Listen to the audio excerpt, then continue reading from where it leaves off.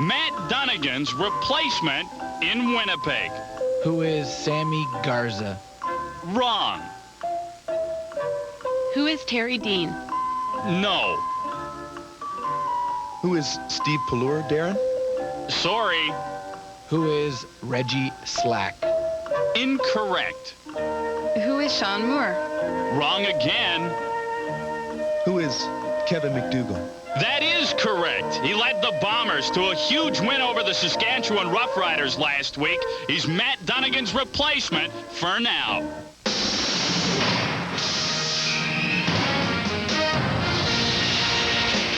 Kevin McDougall will face a decimated Edmonton secondary tonight. Safety Trent Brown was hurt 2 weeks ago. So was cornerback Darian Hagan. And all-Canadian halfback Robert Holland, he was also injured. So the Esks defense is depleted.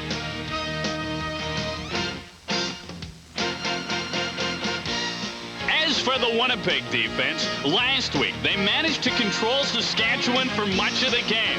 But for most of the season, the Blue Bombers have had one of the weakest defenses in the CFL. They are not reminding anyone of the Bombers of old.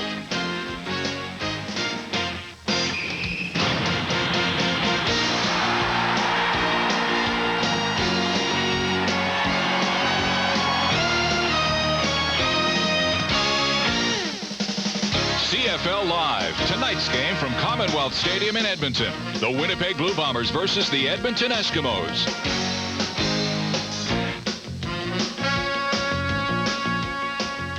Hi, everyone. Welcome to the CFL Live on TSN. I'm Darren Detishin. We're glad you could join us tonight for the Winnipeg Blue Bombers and the Edmonton Eskimos.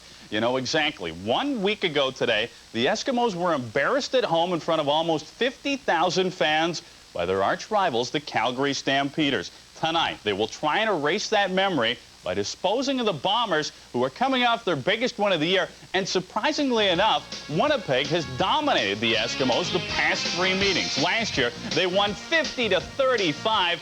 Then in '93, they hit the 50-point plateau in both meetings as they won 2 rather lopsided games. And 2 of those 3 wins came at Commonwealth, generally a very tough place to win a game. With more on tonight's contest, here's Gord Miller and Glenn Suter.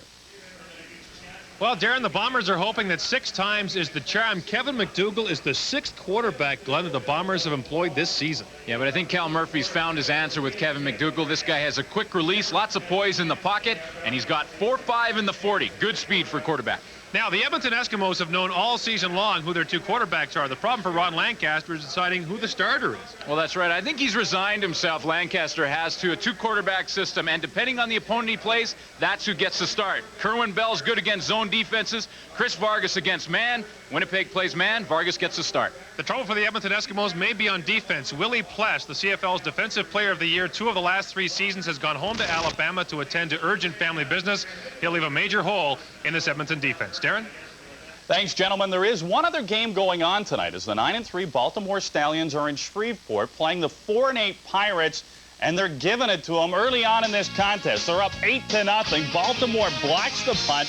Brian White will pick it up. He scampers 20 yards for the touchdown. That makes it 15-0. By the way, Billy Joe Tolliver has left the game due to injury. We will update his status and this contest a little bit later. 18-0 at the half. Should be a good game tonight in Edmonton, as there are some very big stories, and I do mean big. Together, they weigh close to 600 pounds.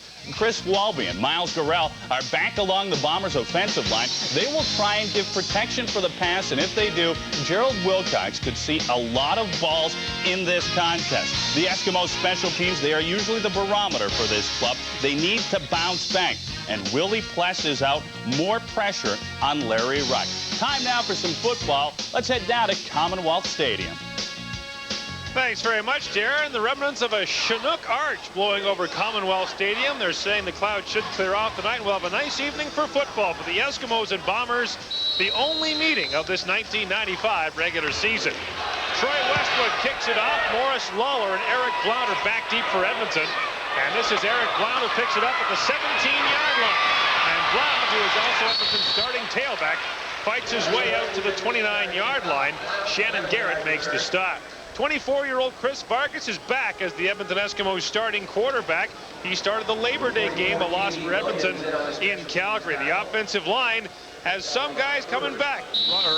Blake Dermott should be back next week. And the backfield, including Souls and Blount, and next week, Eddie Brown will be back for the Edmonton Eskimos, acquired in a trade Thursday, but he's not in town yet from Memphis.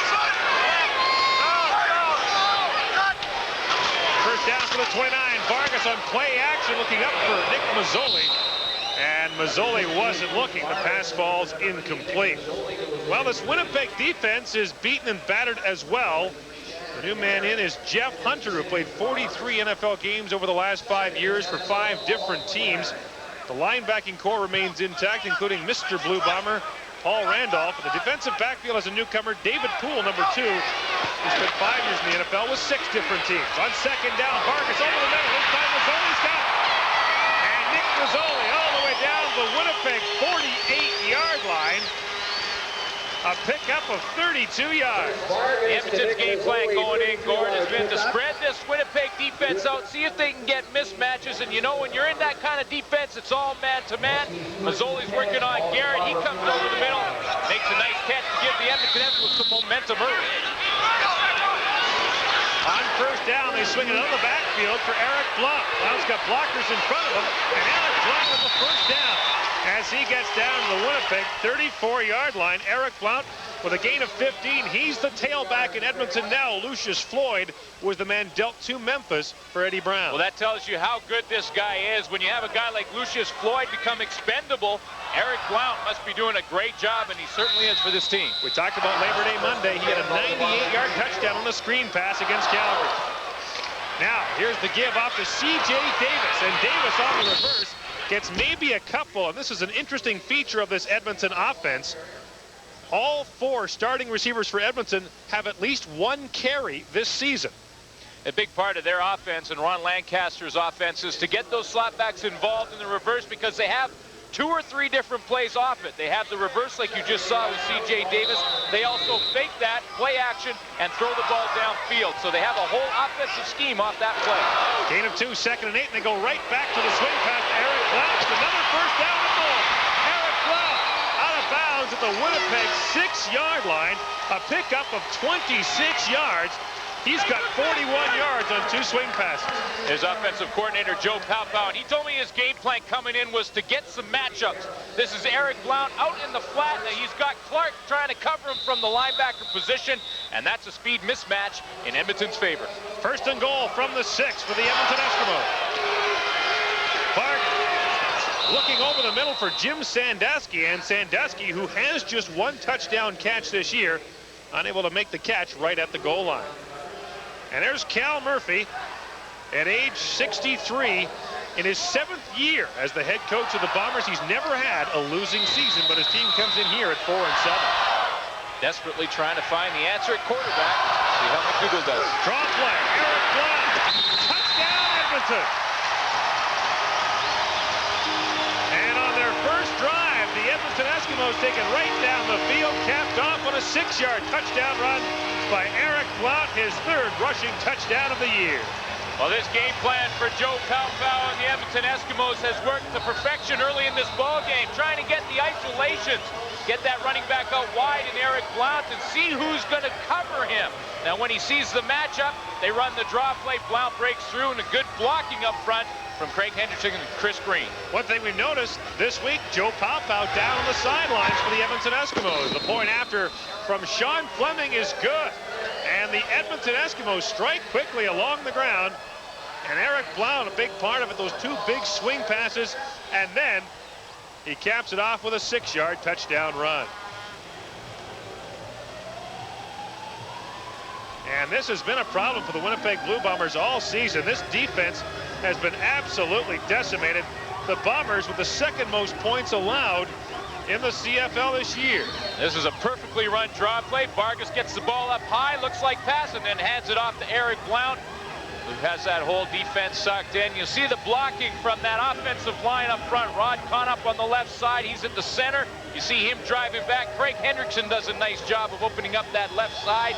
And Blount just does what he does. Gets that ball in the end zone. Eric Blount, the North Carolina Tar Heel, had 47 yards in that drive, and he capped it off with his 5th touchdown of the year, his 3rd along the ground.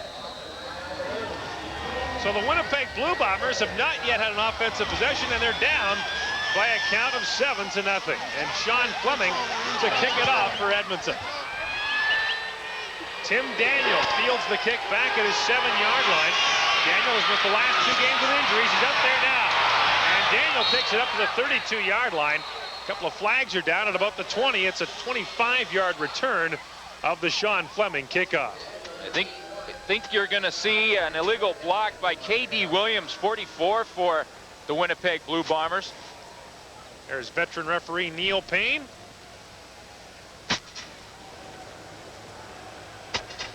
Winnipeg 32, illegal block, half the distance to the goal line, first down. Matt Pierce is called for the illegal block, and so it'll move the Winnipeg offense back, and Kevin McDougall gets his 2nd start for the Winnipeg Blue Bombers. He spent 2 months on the practice roster last year, and Darren mentioned Walby and Gurrell. Between them, Miles Gurrell and Chris Walby are 13 feet 3 inches tall and weigh 656 pounds. Wow.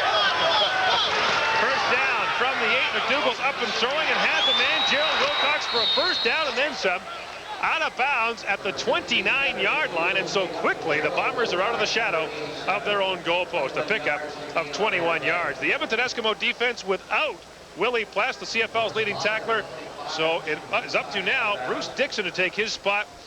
And Morris Lawler returns to this Edmonton defensive backfield. Robert Holler remains out with an injury, and Hensey Charles takes over for John Kalin as the starting safety.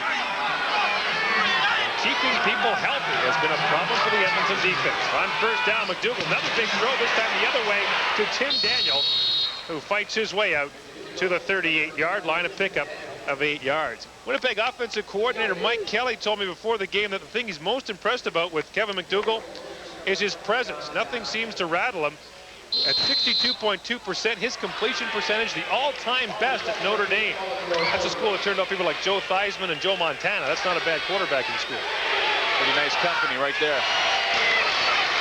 On second down and a couple, the give goes over the middle to Chris Johnstone. And Johnstone, the Edmonton native who used to play for the Eskimos, is close to a first down. And of course, Kevin McDougall was coached at Notre Dame as the quarterback coach by Tom Clements, the former Bomber.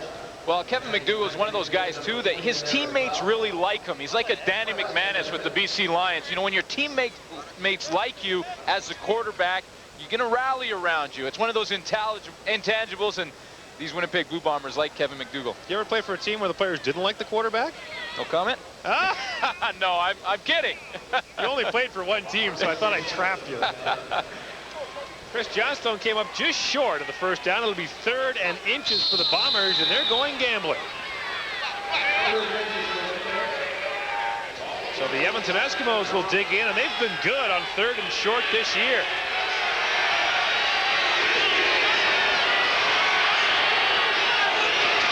Early movement. McDougall dives straight ahead. They'll be close, but coming up over the top was Singor Mobley.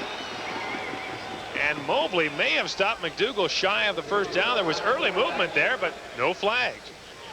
Yeah, and you think the gamble wouldn't be that tough to make the decision without Willie Pless in the lineup, but Dixon does a nice job of filling that hole, and Singor Mobley comes in and cleans him up. Mobley, the 2nd tackler on this football team right there, and he's done a great job in his rookie season. He's that tweener, the in-between linebacker and defensive back. McDougall did get the first down, and they run the option to Blaze Bryant. McDougall got wiped out, and then Dixon came up and stuffed the option to Blaze Bryant. It's a loss of 3. McDougall got whacked by Leroy Blue, and then Bruce Dixon came up and made the stop on Blaze Bryant. Textbook defense on the option. It certainly was. Watch number 36 in your screen. Just fight off the block. Keep working to the outside. We'll pick him up right here as he comes out and makes a tackle. And he played that option perfectly. And he's got big shoes to fill replacing Willie Pless. 2nd and 13 Winnipeg. Edmonton showing blitz. McDougall has lots of time, and now he'll run. And he runs well. McDougall still going across midfield. and finally dives down to the Edmonton 39-yard line, needing 13 yards for the first down. McDougall gets 34 and takes the Bombers into Edmonton territory. Well, Kevin McDougall runs 4.5 in the 40. That's the speed of most defensive backs and wide receivers in professional football. Watch him take off up the middle. He doesn't see what he likes coverage-wise, has the poise and presence of mind to find the opening. Last week, he rushed for an average of 10.2 yards a carry, and that average will be going up now. On first down, McDougall quickly over the middle, and the pass is in behind Gerald Wilcox, and Wilcox will be the focus of this offense with Gerald Alfin gone. There's the man controlling things, offensive coordinator Mike Kelly. You know, the coaching staff for Winnipeg have compared Kevin McDougall's demeanor to Tommy Clements. That much poise and patience in the pocket, and that is high praise for this young quarterback. Mike Kelly told me before the game they knew it would be hard to replace Matt Dunnigan. They didn't think it would take 6 quarterbacks to do it. Second down on the incompletion, and McDougall stands in, and this time he will not get away. Tripped up and then finished off by Bruce Dixon.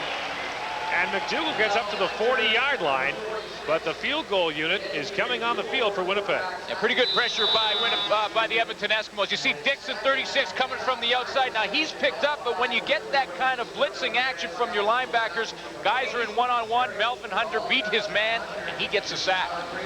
Now Troy Westwood comes on, and Westwood scored a touchdown last week against Saskatchewan. This field goal attempt will come from the 47-yard line.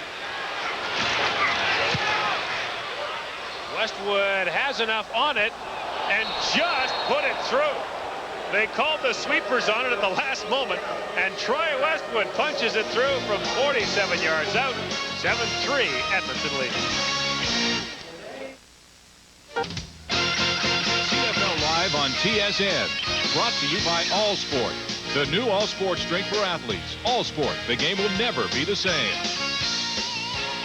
And by Bell Advantage Long Distance Services, from the Alliance of Canada's only full-service telecommunications companies.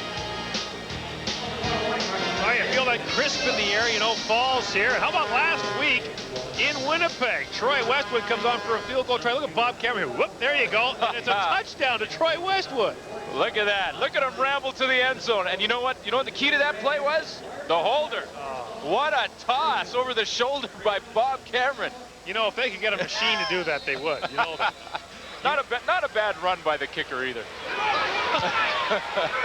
Troy Westwood's kickoff now taken by Morris Lawler at the Edmonton 20. And the return game still missing Henry the Gizmo Williams, and Lawler fights his way out to the 39-yard line. He's stopped by special teams ace Brendan Rodgers. So Chris Vargas and the Edmonton offense get their second try after scoring on their first possession. Question for you.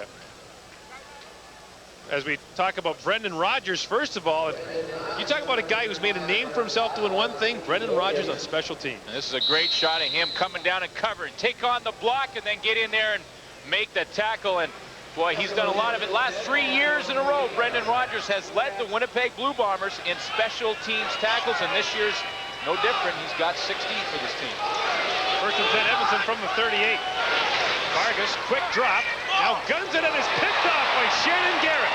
And Garrett stopped at midfield by Shalon Baker, but Garrett was the only man close to that football. And the first turnover of the game goes to the Winnipeg Blue Bombers, who will have the ball in Edmonton territory when we continue.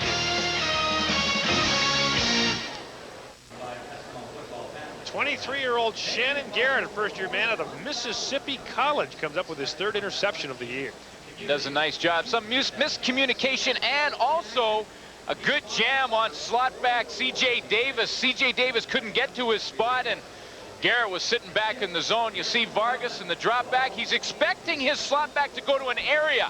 He throws it to that area, but because of the jam, his slot back couldn't get there, and Garrett was the recipient of that pass. 8th time Vargas has been intercepted this year. I was going to ask you, which Edmonton quarterback do you think has a higher rushing average, Chris Vargas or Kerwin Bell? Well, you would think it would be Chris Vargas because of he's got pretty good feet and pretty good mobility. Kerwin Bell. Kerwin Bell has a 4.2 yard per carry average, and Vargas is just 3.2. So Edmonton's still searching for the running quarterback, a la Damon Allen or Matt Dunnigan. Here now, It's Kevin McDougall, a pretty good runner. He's got his team 1st and 10. And McDougall is up and gunning, looking for Daniel, and he can't make the catch. And he got clocked at the end of it. Kavis Reed was there on the coverage, and he got some help from Glenn Rogers Jr., who came over at the end of that play and really unloaded on Tim Daniel. Not a bad decision scheme-wise. Check out the new free safety. Hensey Charles is in there. He gets pulled over by the pump fake and leaves Kavis Reed one-on-one on the backside. And you'll see Kavis Reed coming up with a big play with no safety help. That was Hensey Charles coming in there late into the screen. Now 2nd and 10 for the Bombers.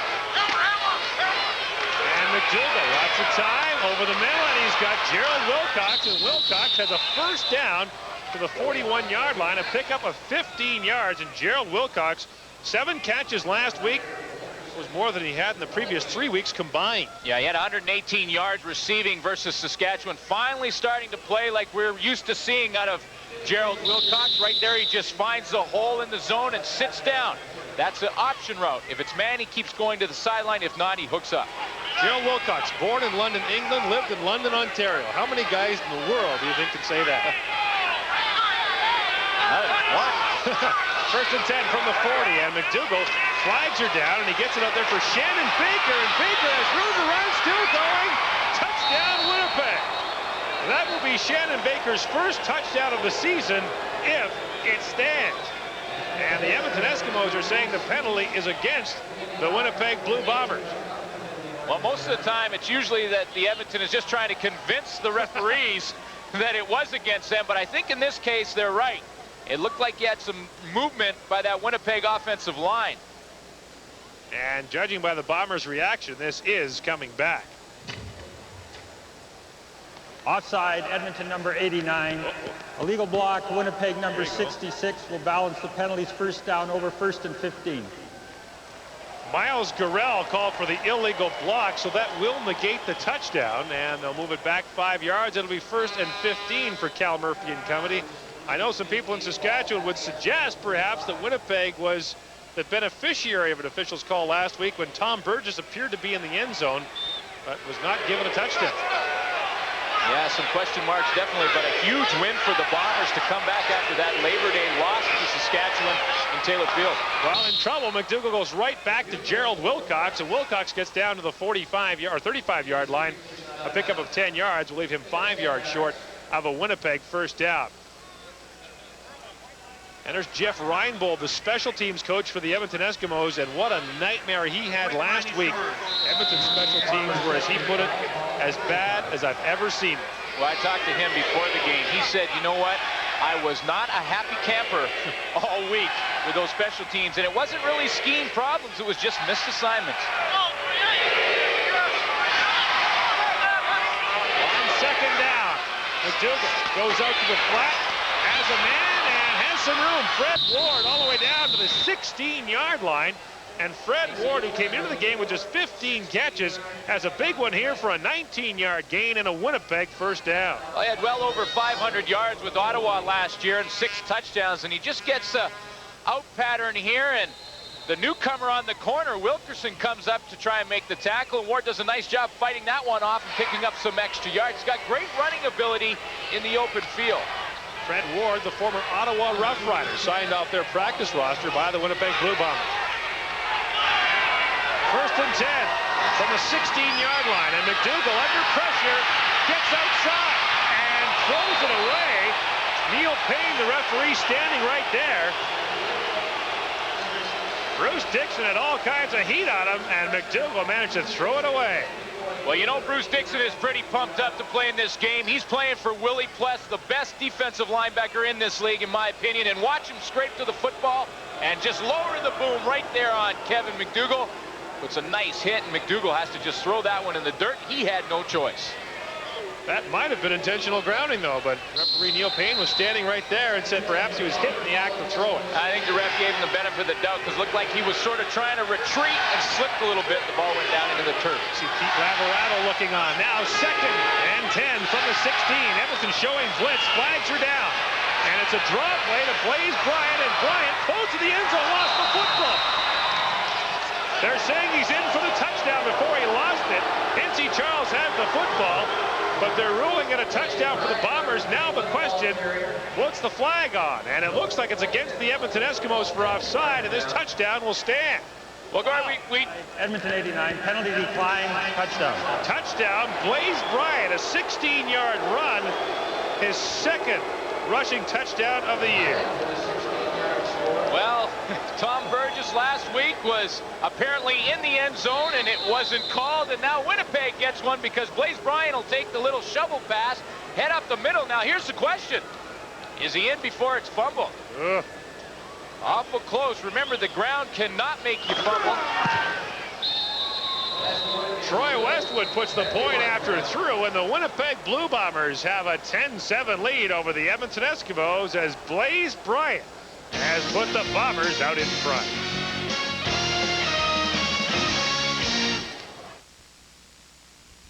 So they'll have to do it over again. The score remains 9-7. And the big question is the touchdown. And we're going to have a look at it, but where was Blaze Bryant's knee down? Looks to me like he was at the 1 when his knee hit the ground. There's the shovel. He gets it and breaks up into the middle of that defense. Now let's just see where he goes down. Now he fumbles, but Cavis Reed makes the tackle. His knees are down now. He's down there. Ball doesn't cross the plane, so the fumble is not an issue. The fact that he was down on the 1-yard line got credit for the touchdown is. Okay, here's my rule change. You ready for this one in football? Okay. Whoever scores the touchdown should have to kick the convert. What do you think? Yeah, I don't like it. I just flat out don't like it. Why not? It's a dumb idea. Well, do you have a reason it's a dumb idea? I'll tell you what. So you saw Hugh Campbell and Ron Lancaster looking on, and Cal Murphy and John Payne. Look, there's lots of head coaches here. John Payne's a former head coach for Saskatchewan. Of course, Hugh Campbell, the former head coach here in Edmonton. I'm still waiting to hear a reason why that's a dumb idea. Well, kickers would have nothing to do then. Oh, well, what a crime that would be.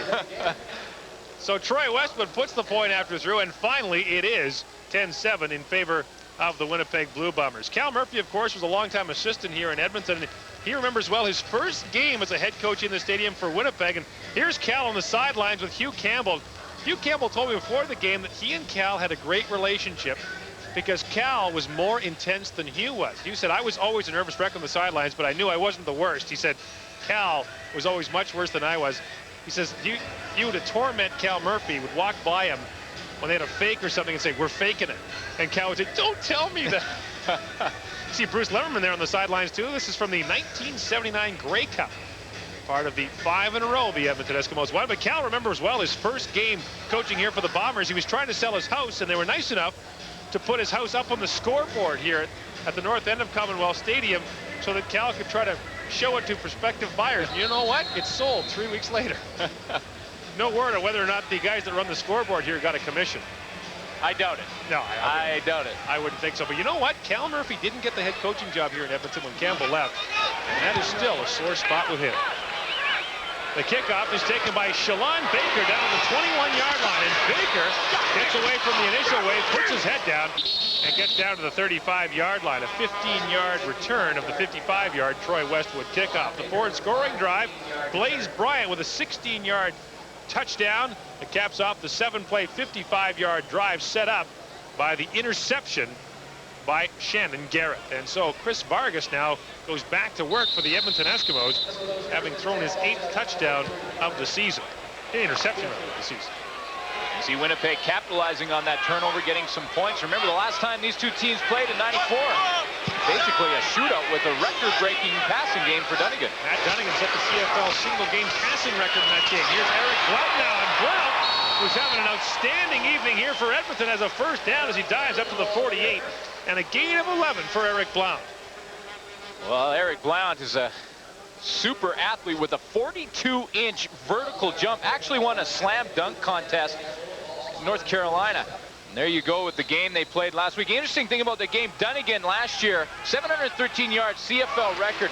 They had over 800 yards of total offense in that game, and they had 168 yards in penalties. Yeah, Winnipeg did. What's most amazing about that game is that Dunnigan passed for 713 yards, I believe 6 touchdowns, and Edmonton was in the game until the end. It was 42-38, 42-35 with 4 minutes to go, and Dunnigan had set the CFL single-game passing record. The Pass for Michael Souls fell incomplete. Brings up 2nd and 10 for the Eskimos. And Vargas now from the shotgun. Here comes the blitz. Vargas over the middle. He was looking for C.J. Davis, but it looked like that pass was deflected at the line. And on will come Glenn Harper and the punting unit for Edmonton. And this was a nightmare for them last week. They had 2 punts blocked. Well, they knew, the Edmonton Eskimos did, that there'd be some pressure and the linebackers would be coming. You see Paul Randolph coming from the outside from his linebacker position. Mr. Rough Rider puts some pressure on Chris Vargas. Mr. Rough Rider? Excuse me, Mr. Blue Bomber. I think you were Mr. Rough Rider. No, I was not. Roger Aldag was. Oh, is that right? Okay. But Paul Randolph getting some great pressure on Edmonton. They knew they'd get blitzed in this football game. Glenn Harper punts it down to the 25-yard line. Fielded by Tim Daniel. Daniel tripped up at the 32. John Kalin made the stop after a 5-yard return by Tim Daniel. CFL Live, brought to you in part by 3M Canada. Imagining the unthinkable and developing the unknown. That's 3M Innovation at Work.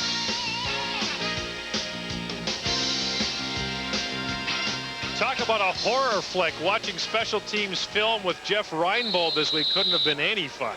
We had 2 punts blocked last week versus Calgary Stampeders, and his field goal kicker missed 2 pretty easy field goals for Sean Fleming. A 19-yarder was one of them, so he wasn't one of the happiest coaches for these Edmonton Eskimos. Kevin McDougall on 1st down is up and throwing, looking for Gerald Wilcox, and Wilcox has the catch up at the 43-yard line. Morris Lawler there on the coverage, but you know, with Alphen now released by Winnipeg, Gerald Wilcox should see a lot more footballs for the Winnipeg Blue Bombers. They want to get him back to where he was in 1994 when he was the outstanding Canadian in the CFL, over 1,600 yards receiving last year. This year his projections have him at 664 yards, well below what he's used to. Came into this game ranked 34th in the league in receiving, but so far tonight, 4 catches for 59 yards. First down from the 43. McDougall has good time over the middle and intercepted. Picked off by Larry Ruck. And the Edmonton middle linebacker has his 4th interception of the season, and a pretty nice grab for the 11-year veteran. And we have a great shot of Larry Ruck doing his thing on defense. He's picking up the receiver coming across the middle, reading the quarterback's eyes, and then breaking on the football. And hey, Larry Ruck from the linebacker position leads this team in interceptions with 4. And you know he's going to go tell the defensive backs that. Just continues to make big play after big play year in and year out for this team. Interception gives Edmonton the ball right at midfield. They're looking for it all right now. C.J. Davis, oh, did he get whacked at the 25-yard line? Daryl Sampson, the safety, unloaded on C.J. Davis as he looked for that football. And this is where Eddie Brown is going to give them a little bit of help. You're going to see C.J. Davis right here in your screen. He's going to come right down the seam. Now, Eddie Brown has that great speed. C.J. Davis not quite as fast down the seam, but watch Sampson from his safety position come over and bang! Puts the hat right in the number. He got his own guy, too. He wiped out James Jefferson. On 2nd down from midfield. Vargas for Nick Mazzoli, and Mazzoli has the catch. And Mazzoli all the way down to the 24-yard line, so they go to the other slot back. And Nick Mazzoli has a gain of 31 yards and an Edmonton first down. They go to the other slot back, but in this case, rather than run him down the seam where you're going to run into the free safety in Daryl Sampson, run him across the middle. Gets a little push-up, gets away with that, makes a catch because Garrett's off his balance, and then Sampson has to make the tackle. 2 catches for 63 yards for Nick Mazzoli. Now to the ground they go to Blount, and not much doing there as Blount is tripped up at the 22-yard line. Kelly Rush in to help make the stop. And so Eric Blount finally is corralled by the Winnipeg Blue Bombers. And Ron Lancaster's offense showing signs of life. You know, Edmonton is the only team in the Canadian Football League that has run more than 1,000 offensive plays from scrimmage. Edmonton likes those ball control drives. That's exactly what it demonstrates. Ball control. They don't give up the ball, and they have the best plus-minus in the league at +22. 2nd down, Vargas. Out to the flat he goes, and Mark Tobert has the catch and a touchdown. A 21-yard touchdown pass Vargas to Mark Tobert, who played his university football right here in Edmonton at the University of Alberta. And that's his second career touchdown. And he takes advantage of a Winnipeg miscue, because what happens? David Poole is playing the corner position, and he was supposed to switch on the coverage. That means when his man goes inside, he picks up Tobert coming out from the slot back position. But David Poole went in with the wide receiver, did not pick up the change, and Tobert takes advantage and catches that one wide open. Sean Fleming with a point after it's good. A pretty good week for Mark Tobert.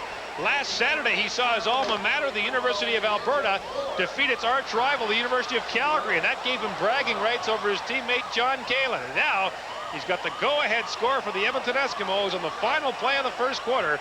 Edmonton with a 14-10 lead over the Winnipeg Blue Bombers here at Commonwealth Stadium in Edmonton.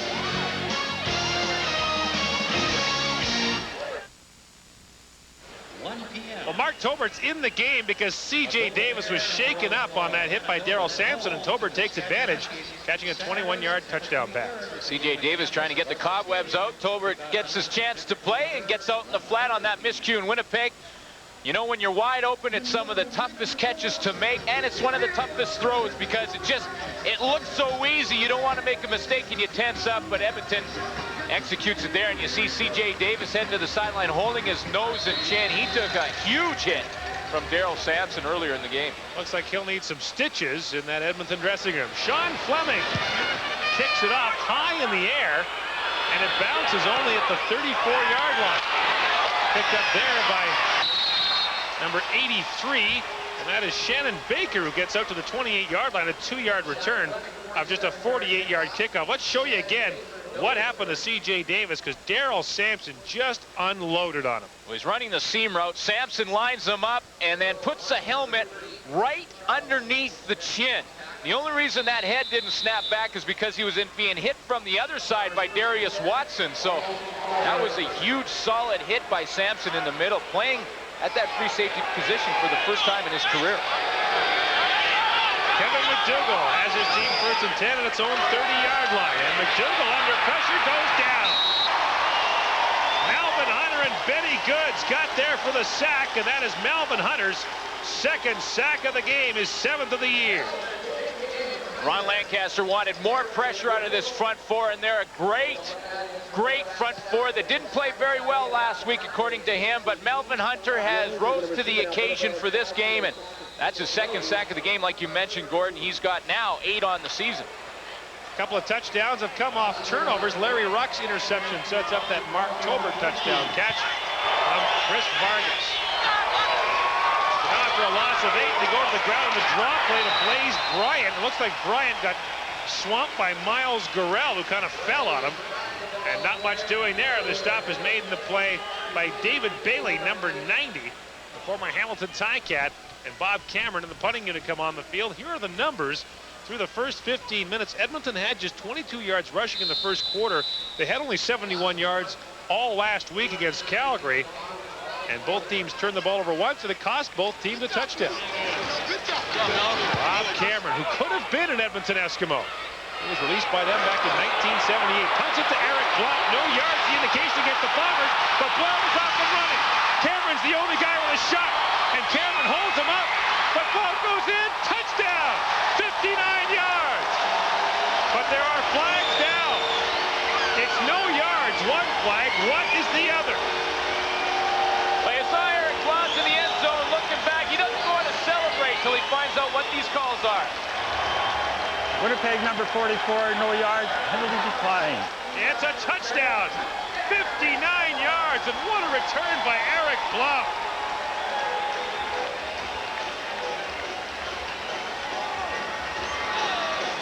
Part of the reason that this opens up is that K.D. Williams had to get out of the way of the no-yard line. When he gets out of the way, he gets out of his lane. That gave Eric Blount the opportunity to take off down that sideline, and then it was just him against kicker Bob Cameron, and Bob Cameron will be the first to tell you that's a mismatch for Edmonton in a big way. Eric Blount filling in for Henry the Gizmo Williams, did everything but the flip.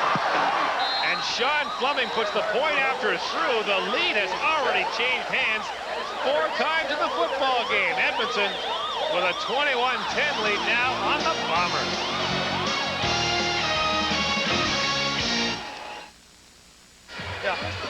Eric Blount with a 59-yard punt return for a touchdown. He's got lots to say, and here's how the return sounded.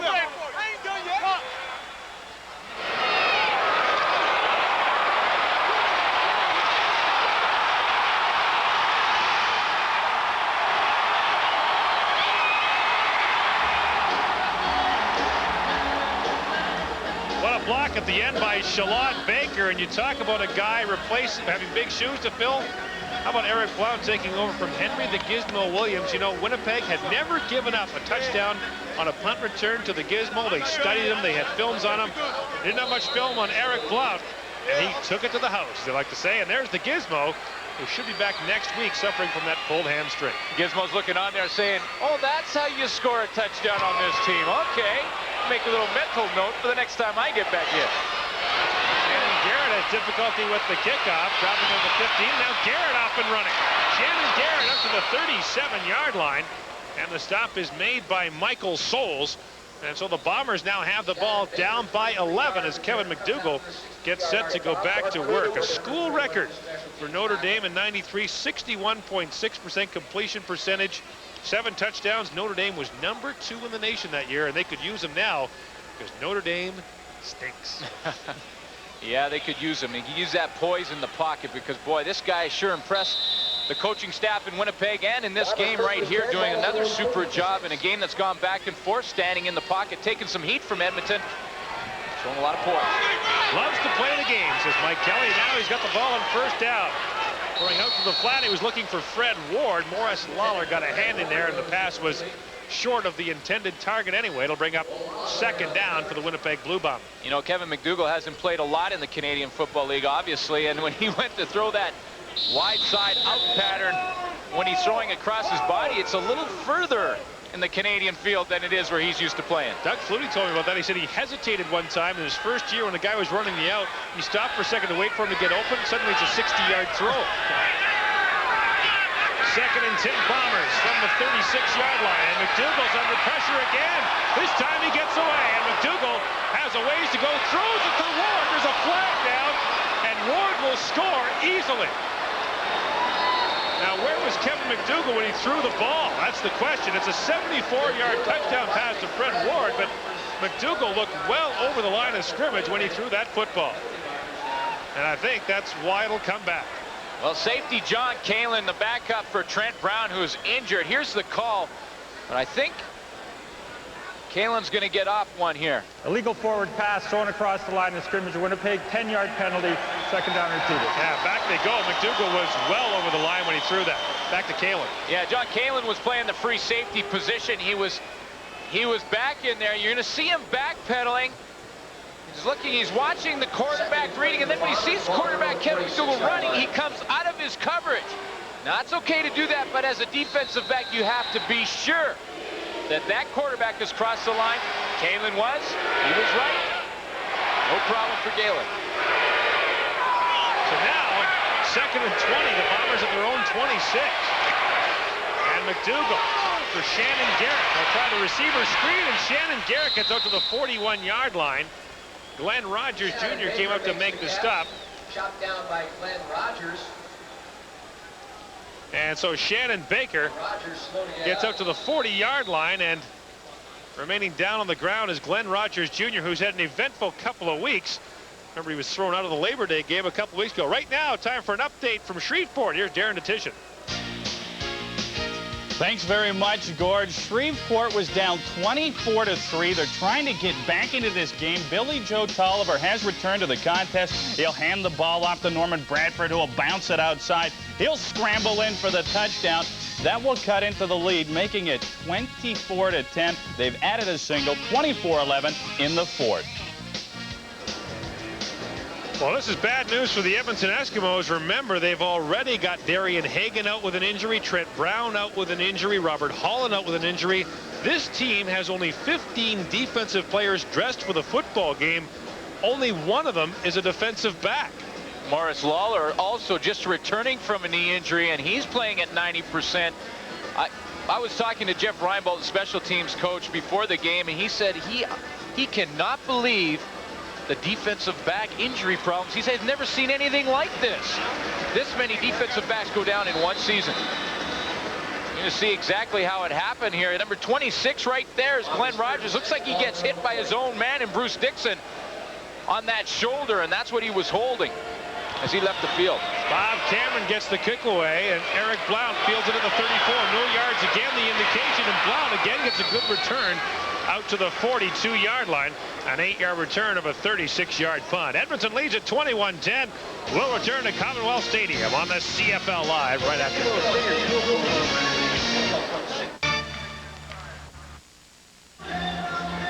Back in Edmonton, where the jinx continues to strike the defensive backs, as Glenn Rogers Jr. was taken off the field. They're checking his injured shoulder to see if he'll be able to come back. But this is what they went through on Labor Day in Calgary when they ended up having Lucius Floyd play safety. Now remember, they traded him away. Yeah, who's going to be their free safety if they lose another defensive back? Because they're down to the bare bones now. First down for the offense meantime. Chris Vargas up and gunning, and one hops it. He was looking over there for Nick Mazzoli, and the coverage provided on the play by David Poole. So we talked about guys who've been hurt. At the back there is Robert Holland, and Holland has an ankle sprain. He's lucky he didn't break his leg last week. And Darian Hagan has a pulled groin. You see Darian there in the leather jacket in the middle of your screen, standing near Henry the Gizmo Williams. And Trent Brown, the starting safety, is also out with a knee injury. There's Glenn Rogers Jr. and says he's all right and he'll be back, he says. Getting his do-rag back on, he's ready to go. Yeah, they were checking out that shoulder. So the trainer in there, and he gave him a couple of nods, felt like he could play, and they desperately need him to stay in the lineup, because it also looked like Hensey Charles was sitting down on that sideline as well. So we'll see if he's injured, because he got the start at free safety. Holding the call against the Eskimos on that first down play, so it's 1st and 20. Screen pass, they send it for Eric Blount. Look at him go, Blount out across the 50, midfield, and the Winnipeg 52-yard line. What a burst for Eric Blount, the 24-year-old. Well, when you're playing against a team like Winnipeg that blitzes a lot, Ron Lancaster knows that they have one linebacker covering Eric Blount. Now, if you get a screen pass situation, if that one linebacker can't get out there because he's picked off or gets caught in the mix in that defensive line rushing, Blount gets open. Pickup of 17 yards, now 2nd and 3. Vargas to give to the lead back, Michael Souls, and Souls pulls his way down near the 51-yard line, which is where he needed to get for an Edmonton first down. Michael Souls leads the Edmonton Eskimos with 7 touchdowns scored this year, 5 along the ground and 2 through the air for the 7-year veteran. And what do you think Joe Paopao is doing on the sidelines? He's normally upstairs. Well, I'll tell you, I think what he's doing is that with the quarterback situation they've had, he wants to keep confidence in both quarterbacks. There's Kerwin Bell. He's standing beside with the hat on the sideline. And when you're making the changes with quarterbacks like Ron Lancaster has done, you need to make sure that you don't have your quarterbacks losing confidence. And with Joe Paopao and the way he handles his quarterbacks, you want him down on the sideline to keep him cool and just say, hey, we're confident in both of you. Michael Souls just inches short of the first down. You saw Hugh Campbell down there on the Edmonton bench. You don't often see the GM down there, but Hugh said to me before the game, if he had to sit upstairs and watch games, he'd have a heart attack. He says, at least if you're down the sidelines, you can say to someone, good play. And now look at him. You know what he's doing? He's working over the guy in the chain gang. Guarantee you, he's working over the guys in the chain gang. No one worked over the officials in a subtle way better than Hugh Campbell. Now, 3rd and inches. And Vargas gets it easily. Tell you a story about Hugh Campbell. Ross Perrier told me this one in a Grey Cup game. Campbell never used to raise his voice, but Campbell came up to the sideline official and said to him, this is a really important play. We can't afford the officials blowing it here. And just turned away. And Ross said the officials were so intimidated by Hugh because he could say it without ever raising his voice. He never yelled at the officials. He just had that calm demeanor, and that drove him nuts. And I'm sure it probably drives his team a little bit nuts on the sideline when he comes over and mentions, this is a pretty important play. You're going to go in on it. Don't blow it. Yeah.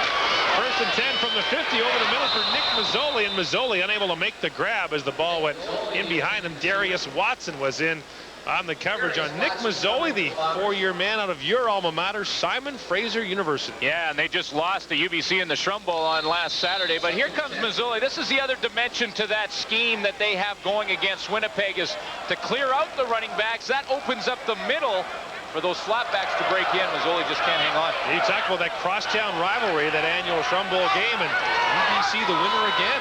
Yeah, big winner. Real lopsided. 2nd and 10. Vargas stands in looking for Mazzoli and is intercepted by James Jefferson. And James Jefferson, who played last year for the Grey Cup champion BC Lions, has the interception for the Winnipeg Blue Bombers, their 2nd of the game. And the Bombers, down by 11, have the ball back. And their offense will be on the field when we come back. James Jefferson played a key role for the BC Lions in their Grey Cup win last year. Returns to Winnipeg, where he played from 86 to 88. Was an All-Canadian for the Bombers in 87 and in 88. A big interception here as the Edmonton Eskimos had some momentum. But the 2nd time Chris Vargas has been picked off gives the Bombers the ball at their own 40. Kevin McDougall is up to throw. He's under pressure, but gets it away. And Shannon Baker makes the catch and now shakes and bakes his way out to the 45-yard line for a pickup of 5 yards. But let's go back to the interception. And James Jefferson appears to be calling someone he knows to tell them about it. Well, he might be renegotiating his contract. He makes a lot of plays like this. It all starts with Dell. With Dell's pressure over the middle right there. He gets pressure on Vargas, puts a hit on him, and you saw Jefferson sitting back in that zone, makes easy interception. James Jefferson scored 4 touchdowns in a game against the Ticats, 2 on interception return laterals, a fumble recovery, and a punt return. You ever score 4 in a game? I only scored 3 in 11 years. Kevin McDougall on the fake dumps up the middle for the quarterback draw, and he's got a 1st down into Edmonton territory. And we see for the first time Kerwin Bell warming up on the Edmonton bench. Ron Lancaster says, doesn't matter who we start because it seems like they never finish. He says it seems like quarterbacks for his team don't want to start anymore because the 2nd guy gets more playing time. But you know what? Both guys are better off the bench. Well, you know, it does give you a chance when you're new in the system to take a look at what the defense is doing and then come in and be able to execute a little bit better. The give goes off to Blaze Bryant. Bryant gets down to the 47-yard line as the Bombers started to grind it out along the ground, a pickup of 6 yards. And so Vargas is talking to Nick Mazzoli, and Vargas getting an ice bag now from trainer Ian Hallworth, and that's on his right hand, his throwing hand on the thumb area. So Chris Vargas may not be able to continue. Ron Lancaster may be forced to make a quarterbacking change by injury. Del Lyles had the pressure on him. It looks like when he threw, he jammed his thumb on Lyles' helmet. That's how Matt Dunnigan broke his thumb in the preseason.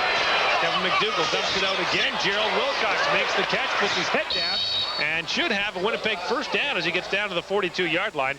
Larry Ruck in to make the stop after a pickup of 5 for Gerald Wilcox.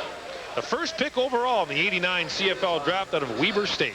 And you know what he does in the offseason? A radio broadcaster. Really? You did that in the offseason? That's right. I wonder how he would have described his last game against the Saskatchewan Roughriders at 118 yards. I found that was the toughest thing when you're playing and on the radio, is trying to describe if your team does well, trying to stay humble and not become a cheerleader. I'm sure you had no problem doing that. 1st down for Wilcox, and this is picked up, and it's going the other way.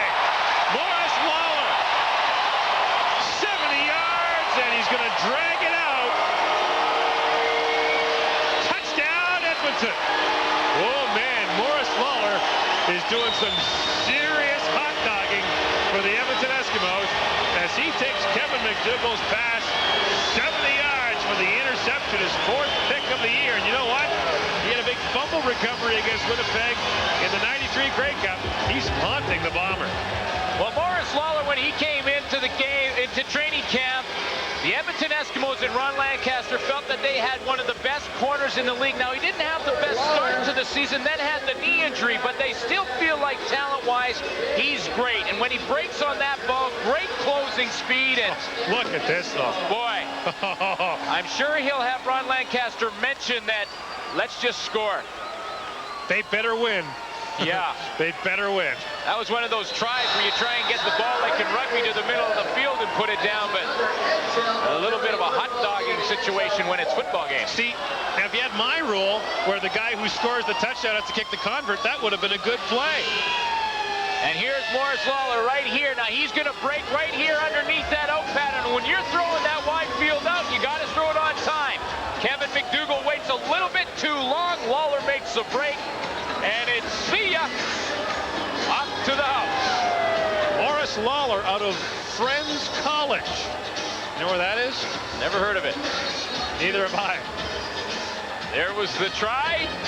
The rugby try to the middle of the field. Of course, in rugby they do it so that the kick comes from the middle, but in Lawler's situation, it was the hot dogging. I'm sure Ron Lancaster mentioned, hey, nice play, let's just get it to the end zone. I remember Waddell Smith waving goodbye to Tony Proudfoot in a Grey Cup game, but I haven't seen hot dogging like that since. There's Pete Laverato, the DB's coach of the Edmonton Eskimos, and he knows a thing or two about picking it up, but he's just taking it into the end zone, I think, put the ball down. Well, you know, and Laverato will mention to him, too, he'll say, you know, Henry Gizmo Williams had a problem with that one time when he got in the end zone 5 yards out, started celebrating, left the ball on the turf. That's right. Tim Daniel now returns this kickoff and is forced out of bounds up at the 40-yard line. So the Bombers now reeling. Turnovers have been their problem. They're suddenly down in this game 28-10. And remember now, Edmonton has been the recipient of some horrific beatings at the hands of the Winnipeg Blue Bombers. Don't think for a minute that Ron Lancaster and company will let up a bit on the Bombers. Well, you know, it's fresh in his mind, Ron Lancaster, that game last year, 713 yards passing against his football team, and it didn't seem like it would ever end. The wide receivers alone for Winnipeg have over 500 yards last year, so he gets his chance, he'll get him back. Winnipeg goes back to the ground. Blaze Bryant gets the ball out to the Winnipeg 50-yard line. And we see that Glenn Rogers Jr. has returned to the game for Edmonton with that banged-up shoulder, but Hensey Charles remains on the sidelines injured for Edmonton, so John Kalin continues in his safety spot. Blaze Bryant coming off a big year in '94 where he was 1,289 yards. They'd love to see him back in that type of form. Back to the ground they go to Blaze Bryant, tripped up as he gets across the 50 to the 52, but he's got plenty for the first down. You see Hensey Charles, who remains on the bench. You know, Hensey Charles thought he had a job in Saskatchewan this year as the starting safety because you'd retire. Well, Dave Van Bellingham is a good free safety. Beat him out for the job. Hensey Charles was on the practice roster there, and when Ron Lancaster had his injury problems, he picked him up. He said he did a great job in special teams last week versus Calgary. That's why he got the start at safety.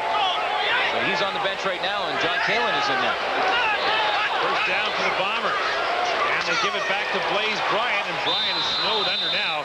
Not much of a gain there as Bruce Dixon makes the stop. You know what's interesting? Mike Pringle went over 1,000 yards rushing for Baltimore 2 weeks ago. It's likely going to be at least 2 more weeks before anyone else gets there. Corey Philpott enters this week 790 yards rushing, so he's 210 short. Mike Saunders in San Antonio is about 289 short. So it could be 5 weeks between guys going over 1,000 yards. Is anyone even near Mike Pringle in terms of running backs in the CFL?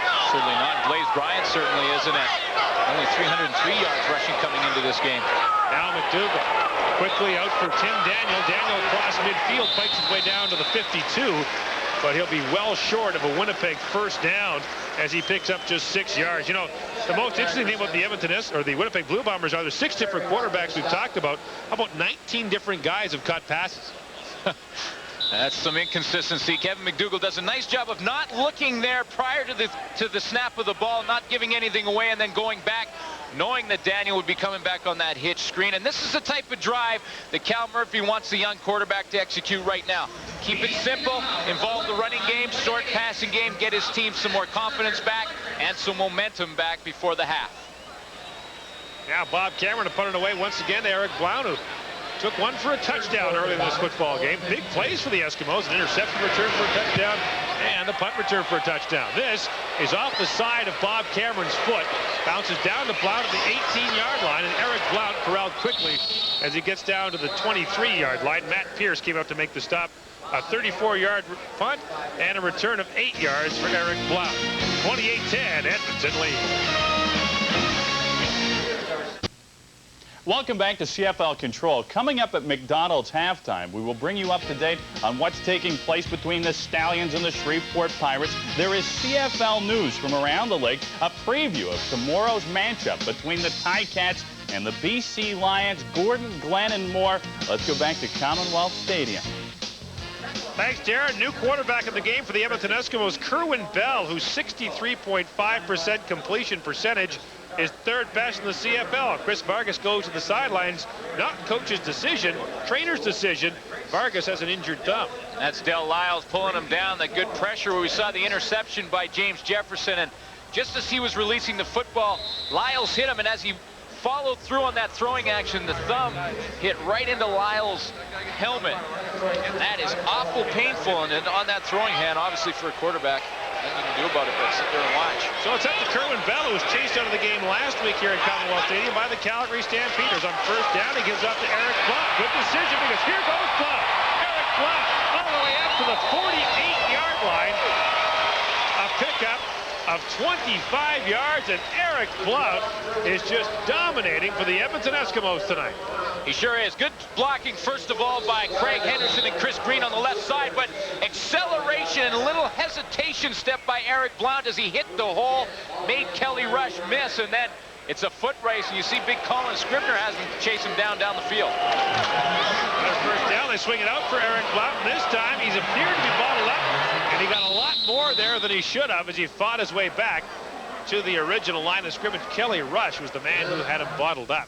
Well, the Edmonton Eskimos have the lead, but look, Winnipeg has owned the football. 18 minutes time of possession. Edmonton just 8:53. That's usually reversed because Edmonton is the team that usually practices ball control. Well, they sure do, but you can see how in the score Edmonton has capitalized on the Winnipeg turnovers, and then that big return of a punt by Eric Blount. So that's the difference in the score. There's a loss of 1 for Blount. 2nd and 11 for Kerwin Bell. Stands in over the middle, incomplete. He one-hopped that pass for Nick Mazzoli. And Kerwin Bell got hit at the end of that play as well, and he will leave for Glenn Harper and the Edmonton punting unit. Hey, Glenn Harper's a pretty good passer. You know, he's 2 for 2 this year. He's 15 for 18 lifetime passing. And three touchdowns. Wow. 5% passer. There you go. That's a third-team quarterback for the Edmonton Eskimos right there. He is their third quarterback, actually. If Kerwin Bell got hurt, you might see Glenn Harper at quarterback. Snap is very high to Harper, who brings it down and gets a pretty good kick away. Shannon Baker watches it bounce down at the 30-yard line where he scoops it up and outside of bounds at the 32. He got some help there from Edmonton's Mark Tober. CFL Live, brought to you in part by 3M Canada, imagining the unthinkable and developing the unknown. That's 3M Innovation at Work.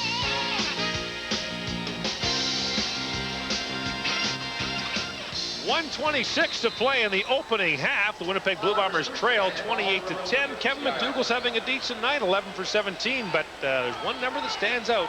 He's been intercepted twice, once for a touchdown.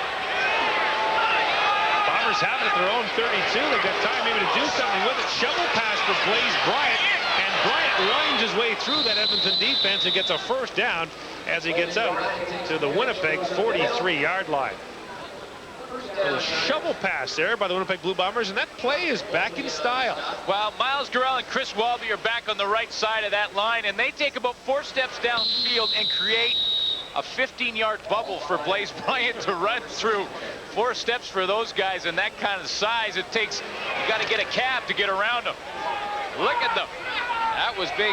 Chris Walby and Miles Gurrell right there.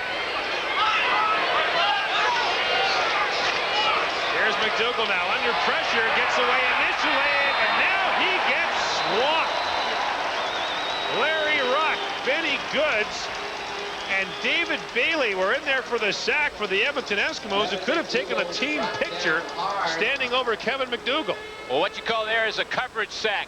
McDougall had some time initially. You'll see him roll to his left. Now he's looking downfield. He has a little bit of time, but no one to throw to. Pressure continues. You see Larry Ruck coming up in there late, putting the hit on him. And right there, big Leroy Blue throwing him down. Ruck and Benny Goods gets in on the action. Larry Ruck continued to make some big plays for this team, but a coverage sack for the Edmonton Eskimos. Winnipeg, which allowed more sacks than any other team in the league, victimized 3 times here by Edmonton. That time, they tried the draw play to Blaze Bryant, and reaching the paw out to make the stop was Benny Goods. And Goods limits the gain to a couple, and the Bomber punting unit forced to come on the field.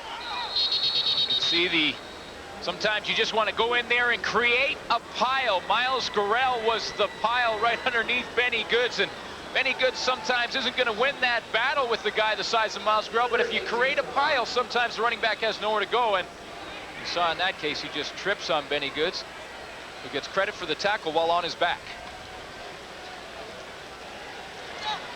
And now Edmonton has called timeout to prevent Winnipeg from running more time off the clock with 36 seconds to play here in the opening half, and Shalon Baker back to return the punt.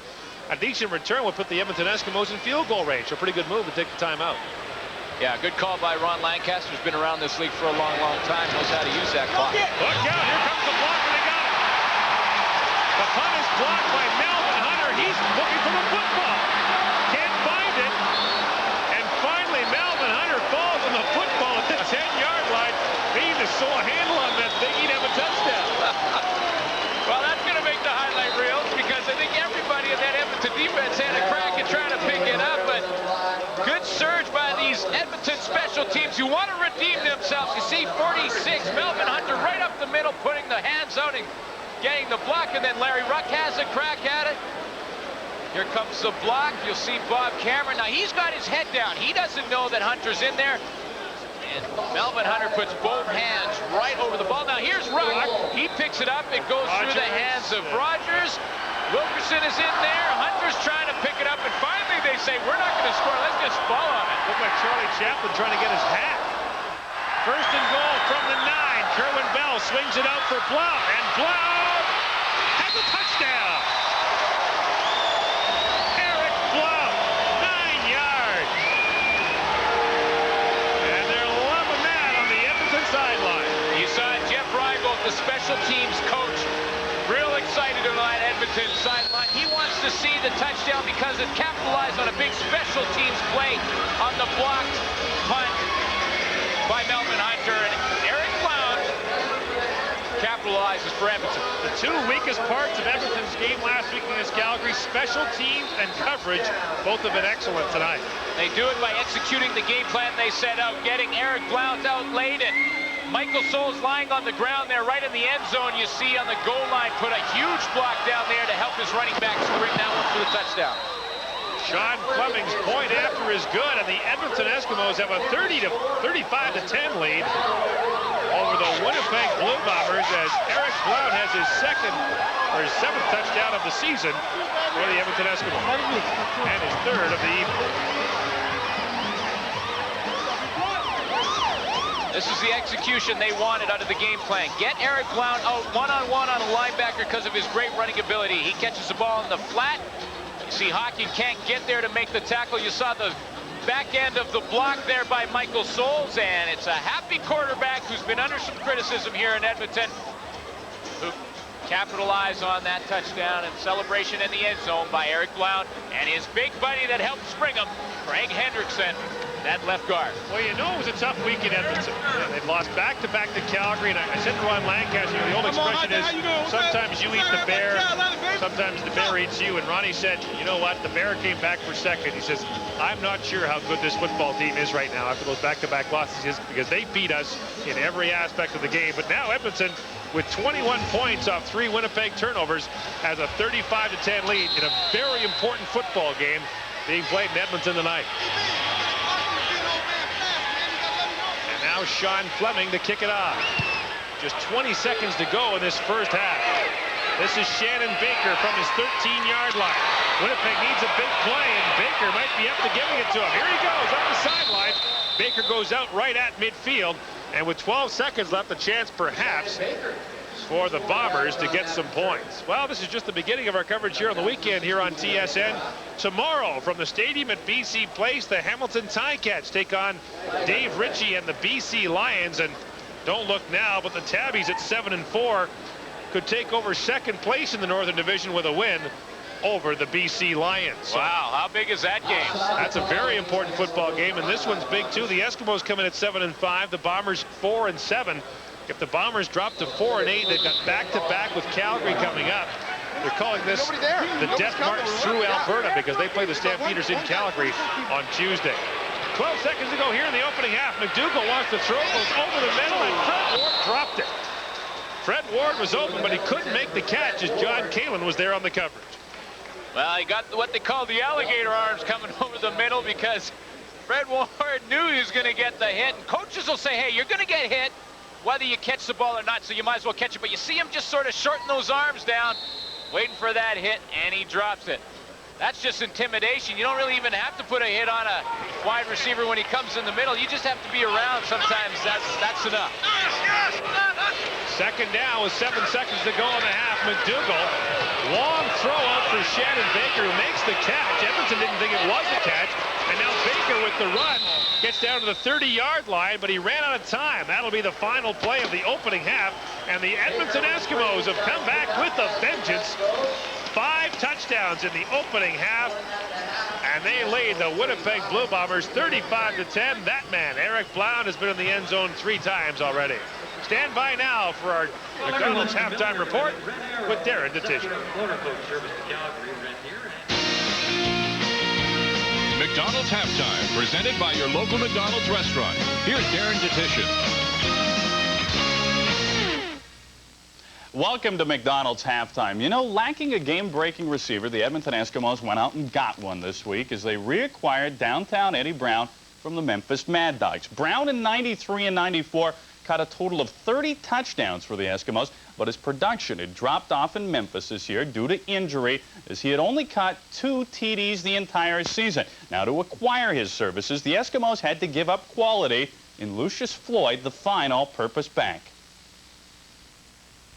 Teams knew he was available, and they called and made us an offer, and we just felt that this is one trade that I really think both teams can walk away from feeling very good about, that they've helped their own particular teams. Right now he's on the side where he likes it here and wants to be here, so we're looking forward to having him. I'm sure as soon as we go through some quarter without getting him the ball that he'll wish he was somewhere else, but then the next quarter we'll throw him a touchdown and hopefully he'll be happy again.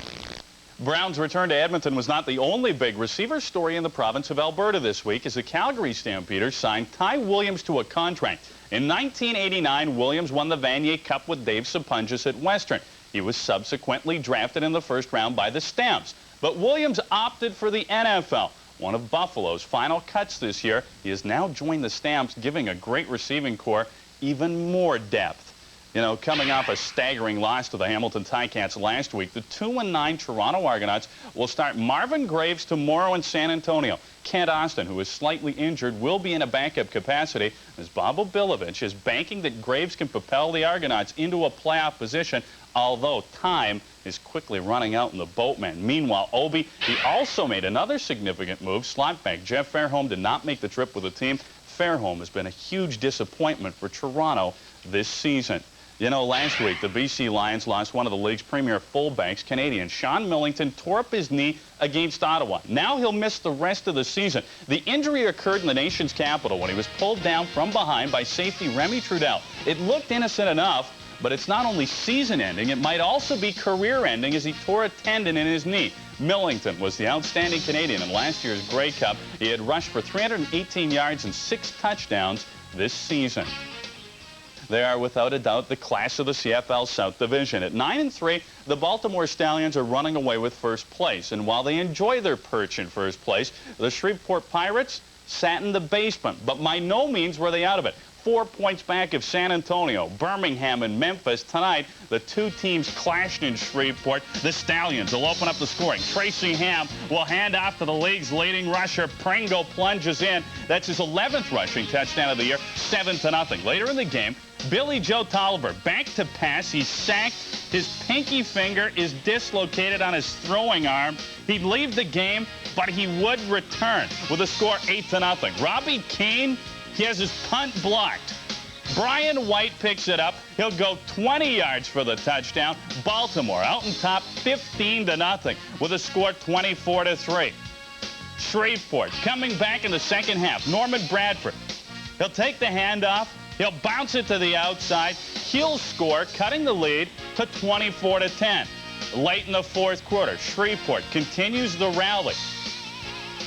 It's the reverse to Wayne Walker.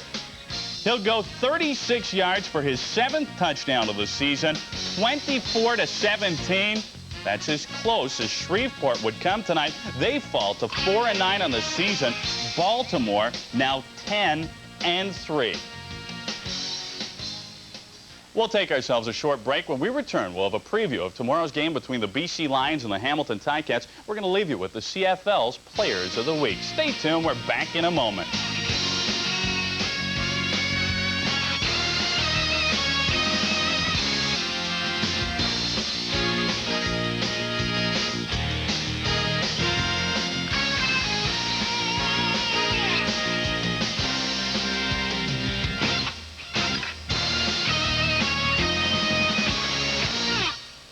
Welcome back to McDonald's Halftime. Tomorrow, the BC Lions will play host to the Hamilton Tiger Cats. The Lions, who are having another fine season at 8-3, are a little banged up other than Sean Millington. Darren Flutie will also miss the game, along with Robert Gordon. The Ticats having a sensational season themselves, and with the victory, they would pull into a tie with the Lions for 2nd place in the North, which makes for a very good game. We'll have the contest for you starting at 11 o'clock Eastern Time with a preview. Here is John Wells and Leif Pedersen. Darren, at the start of the season, we wouldn't have looked at a Hamilton Tiger Cat visit to Vancouver as being a big game, but this is a battle for 2nd place. Ticats are only 1 win behind the BC Lions. Yeah, it turns into one of those old 4-point kind of games. You know, the pressure is on Hamilton if they want a chance at finishing 2nd or 1st in the Northern Division. They really have to win this game against the Lions tomorrow night. When you look at the Tiger Cats, they've really put things together offensively with the 2 quarterbacks, and they've decided that Anthony Cavillo is going to be at least their starter, but they've still got Steve Taylor to come in relief. It's a great combination. And I think it's the combination that is best for the Ticats, to have the drop-back passer and Cavillo start the game, and then, of course, go to Steve Taylor, the running kind of quarterback, if they need it. And against a BC defense that comes at you with so many people, you know, it may end up that Steve Taylor is the weapon that they're going to need tomorrow night. Now, when you look at the Lions coming into this game, they have some key injury situations on offense, and when you look at the Lions lining up against the Tiger Cats, without Sean Millington, this is a key blow for BC. Boy, you're not kidding. They lost Sean Millington in their win over Ottawa last week with a season-ending knee injury. And, you know, he's a tough guy to replace, but young Paul Blackwood will get his first start. Now, he's done a super job. He's been the lead blocker in all their short yardage situations. He doesn't make a lot of mistakes, but the jury will be out to see whether he can do it for 60 minutes, not just once in a while. Lions also missing 2 key receivers, with Robert Gordon out of the lineup along with Darren Flutie. Yeah, that's going to be tough. Flutie, the hamstring, Bobby Gordon, the ankle injury, so you don't just replace those guys. But the beauty for Danny McManus is he's got Corey Philpott, he's got a solid running game, he's got a great defensive special teams, and when you have that running game, it sure can make up for a lot of deficiencies in other areas. And Darren, key for the BC Lions, a victory to move a little farther ahead of the Hamilton Tiger Cats and take an opportunity to clinch their first home playoff game, or at least move closer to it, their first home playoff game at BC Place since 1987. That'd be great. We look forward to it tomorrow night. Ticats and the Lions here at BC Place. Thanks very much, gentlemen. We're going to take ourselves a short break. Up next, we will recap the first half with Gordon Glenn, along with our game story. The Eskimos lead the Blue Bombers 35-10 at the half. Stay tuned. We're back with more in a moment.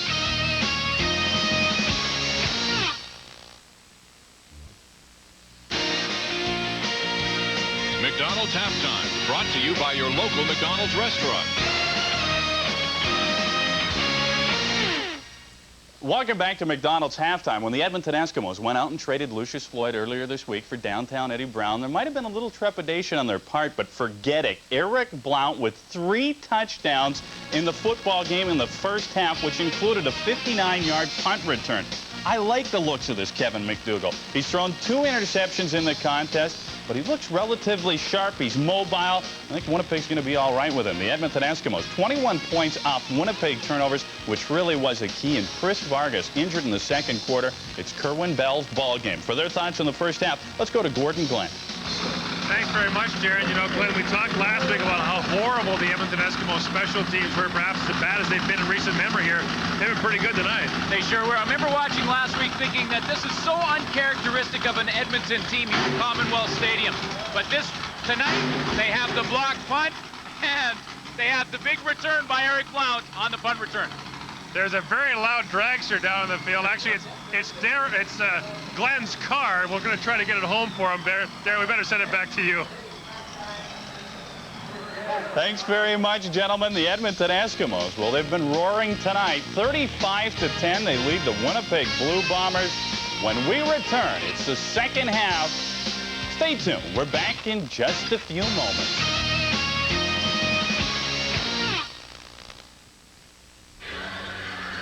Well, at halftime here in Edmonton, an interesting little bit of entertainment. They had bungee running. Now, I've heard of bungee jumping, so what they did is they had these guys with little footballs. They had to run as far as they can, kind of like a dog on a leash, you know, before snap right at the end of your yard, to see how far the guy could run it out. Now, that looks like it could be some football training right there.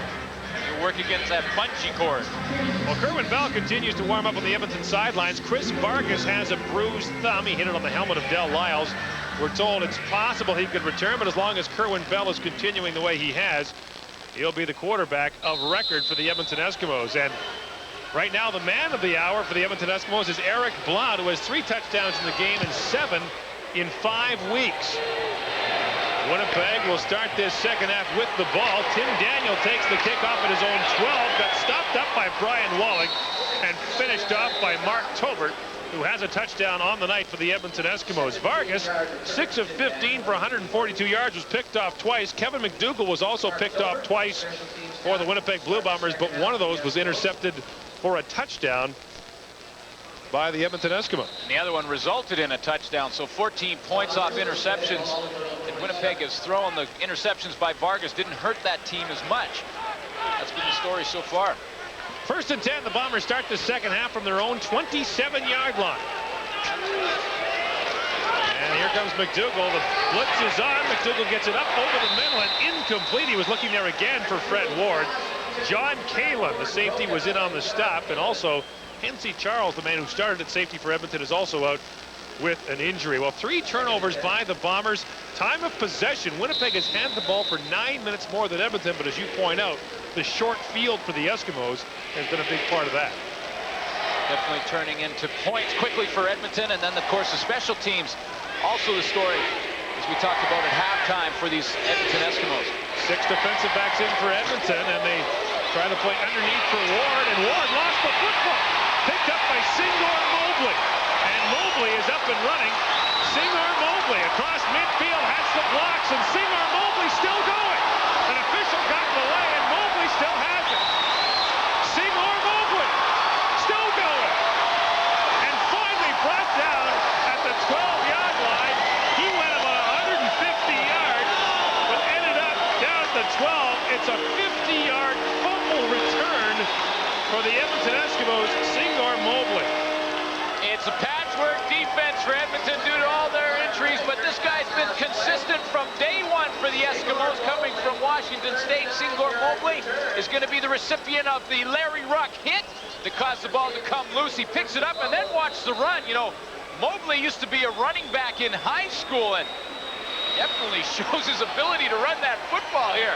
He must have run. I know when he came up the sideline, he must have ran straight for that oxygen tank. You know what? Yeah, he ran for the official because the official threw a nice block for him. 1st and 10 for the Eskimos. They give to Eric Blount, and this time he gets snowed under. Kelly Rush buried him at the 20-yard line. Hi, Mom. Hi, Dad. It'll be a loss of. Got another one. The market at a loss of about 5. Look at Singor Mobley go.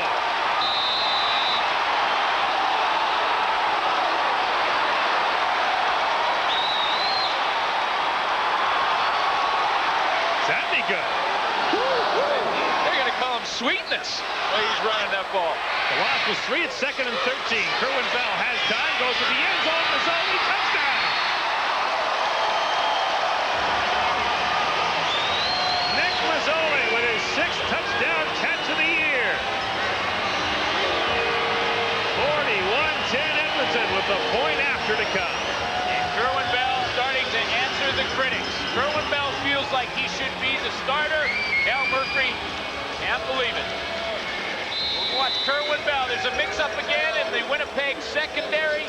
Someone does not pick up their man, As Mazzoli heads to the end zone, you see Daryl Sampson coming in late to the picture. That was not Daryl Sampson's man. He flew from the middle to try and help out, but there was some miscommunication between Jefferson and Darius Watson. Sean Fleming puts it through. The point after good. 42-10. Edmonton leads. And Nick Mazzoli's having some kind of fun. Mom, Dad, love you guys. A touchdown catch. Now he's got 6 on the season. He's an investment broker in the offseason, and I think this guy's stock just went up. That's right. Definitely a bull market. That's right. SFU boy, I know that, like myself, took a day of mourning when our team lost to UBC in the Shrum Bowl. He's showing. SFU boys are still playing. Sean Fleming with the kickoff. Taken by Baker up to the 40-yard line. He ran into Chris Walby there, and they wiped out that kicking net like a train wreck down there on the Winnipeg sidelines. Here's another look at the touchdown. It was the second time that Winnipeg has got caught trying to make a switch. James Jefferson's supposed to pick up Mazzoli to the outside. He can't get there. Daryl Sampson from his safety position is just too far away. And there's Kerwin Bell and his receiver celebrating. No one happier than Kerwin Bell, and that was set up by Singor Mobley, the fumble recovery. And there's the story in the game right there. It's a 32-point lead for Edmonton, and they've had 28 points off turnovers. Last one coming from number 27 right there on the big fumble return run back. Every Winnipeg turnover has led to an Edmonton touchdown. Yao McDougall under pressure, dumps it up, and it's dropped by Chris Johnstone, the former Edmonton Eskimo. Well, we talked about short fields for the Edmonton Eskimos. They don't get much shorter than the last one they had. A 2-play, 12-yard drive, but actually they started at the 10. They got backed up 2 yards on the first play, so Nick Mazzoli with the 15-yard reception. That's the great thing about the CFL, though. A 15-yard touchdown reception was an exciting post-corner 40-yard throw from Kerwin Bell to Nick Mazzoli in the end zone because of the 25-yard end zone. You know, the last guy in the planet you want to be right now is the guy on the other end of that headset, because they're hearing it right now. Second down, McDougall throws it and very nearly picked off by Gary Wilkerson. Now, do you think the Edmonton Eskimos will let up a bit in the Winnipeg Blue Bombers? Not on your life. Look at the last 3 meetings. Winnipeg wins last year 50-35. Back to 93, 53-11, 52-14. That game, 53-11 in 1993, the Bombers were throwing on second down late in the game. Don't think the Eskimos will let up on the accelerator here in the second half. Hey, it goes around, it comes around. What goes around, comes around. Absolutely. Sometimes you eat the bear, sometimes the bear eats you. Bob Cameron to punt. He had one block tonight. Here they come again. They almost got it. End over end kick by Cameron. Blount lets it bounce down to the 37-yard line. Flags are down. There'll be no yards against the Bombers. It gets up to the 40-yard line. Stop made by Greg Clark. Blount's on the return.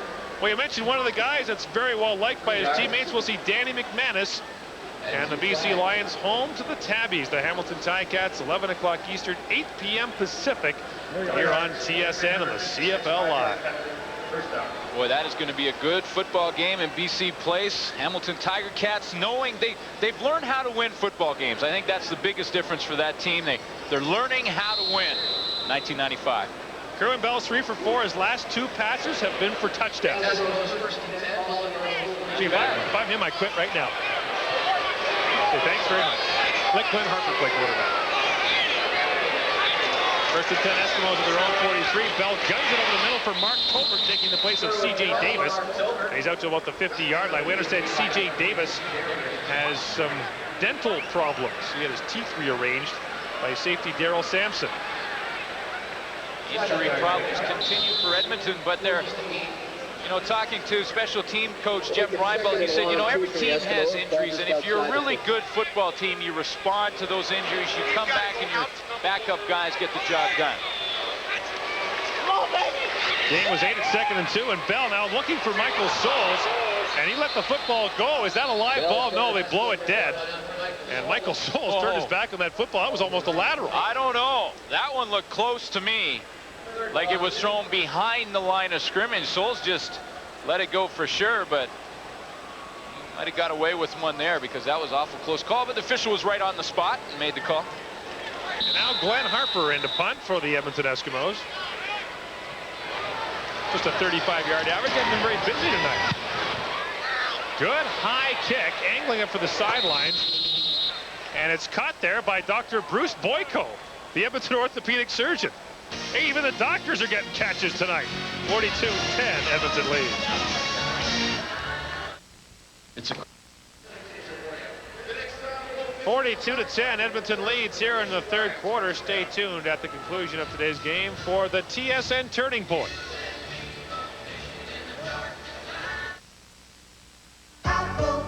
Some things in life are perfectly clear. Repairing your windshield instead of replacing it makes sense. An unrepaired windshield becomes 50 pounds of unrecyclable garbage. Let Apple repair that stone chip and do your part for the environment.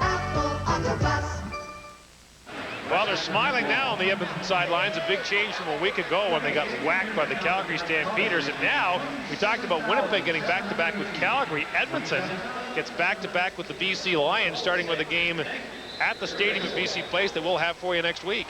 That's why they felt this game was so important. They can control their own destiny now, at least as far as getting a home field game for the playoffs and finishing in second place with BC back-to-back. Blaze Bryant up through the middle, gets a gain of about 6 as he gets up to the 46-yard line. And it's strange, the further Winnipeg has gotten behind, the more the Bombers have run the football.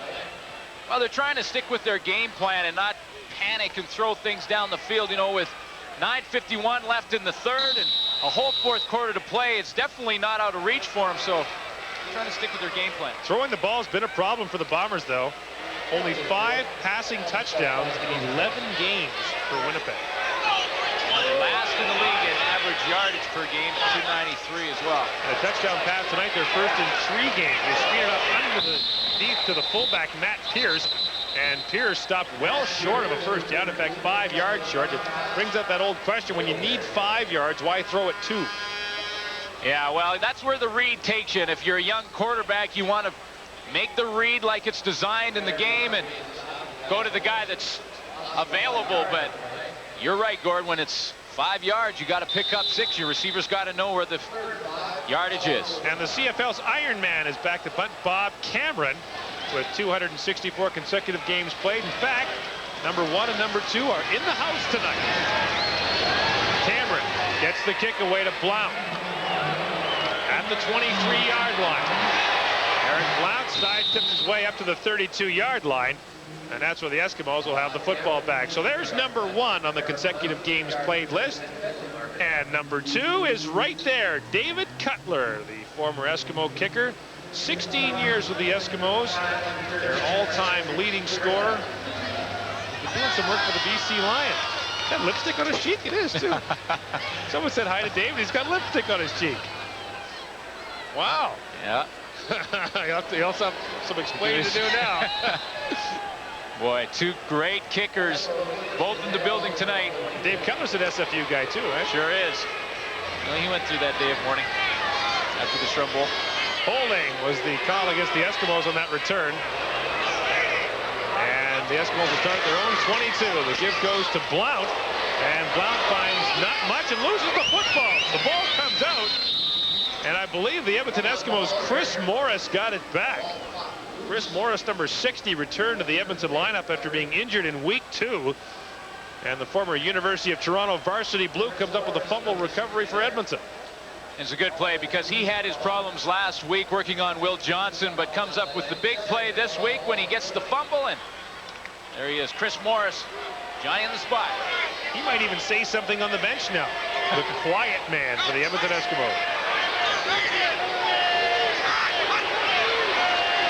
On second down, Bell under pressure, gets it away underneath for Jim Sandusky. And Jim Sandusky, with his first catch of the night, gets out to the 22-yard line. Now, interesting situation for Edmonton. They've traded for Eddie Brown. He's coming here next week. Who do you take out of the lineup? There are those in Edmonton who have suggested that maybe Jim Sandusky should step aside for Brown. Well, I don't know if you take the veteran out, but you'll see the pressure right there by Colin Scribner coming over the top and putting a huge hit on Kerwin Bell. He's taken a few of those this year. He gets the ball off to Sandusky, but it's an interesting point, Gord, because C.J. Davis now with problems with his jaw. I mean, is he going to be back next week? After a 19-yard punt last time, and Baker Fields, this one loses the ball. It goes out of bounds. That's Edmonton football. The Eskimos were the last to touch it on its way out of bounds, and that is Edmonton football. And it looked like Bruce Dixon was the man who touched it on the way out of bounds, so another turnover. But remember, there are flags down at the line of scrimmage. And Neil Payne, who's got 2 more games after this before he retires again, will make the call.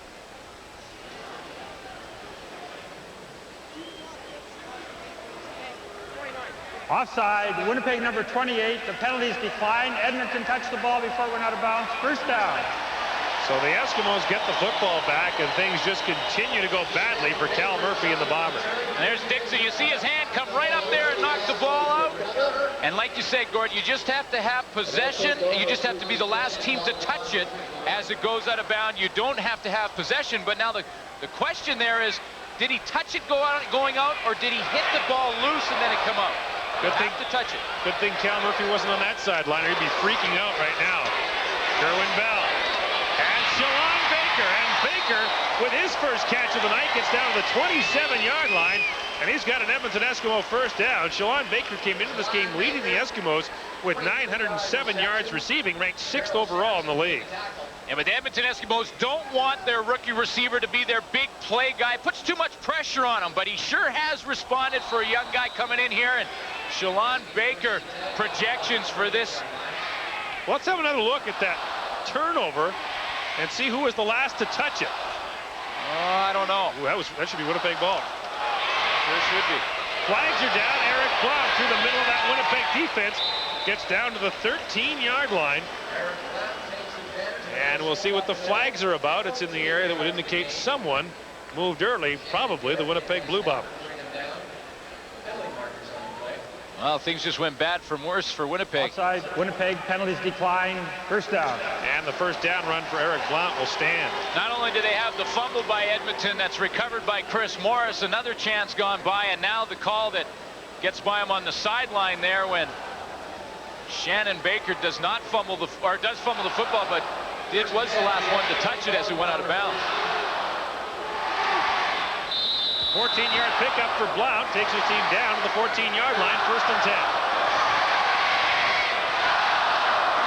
Bell, quick drop. Out to the flat man, wide open. Mark Tobert makes the catch down at the 9-yard line. And the pickup is 4 yards. Well, you know, the Edmonton Eskimos are running their game plan perfectly, and Winnipeg refuses to change its defensive game plan. They're getting the picks and the rubs, getting the slot back out into the flat. You see Tobert, the recipient of the rub from his wide receiver, and Darius Watson can't get out there in time. But Winnipeg needs to change things up and start giving some different looks to Edmonton, because right now they haven't changed a thing. On 2nd down, just inside the 10. Draw play to Blount, looking for his 4th touchdown of the night, and he's got it! Touchdown, Eric Blount, his 8th in 5 weeks.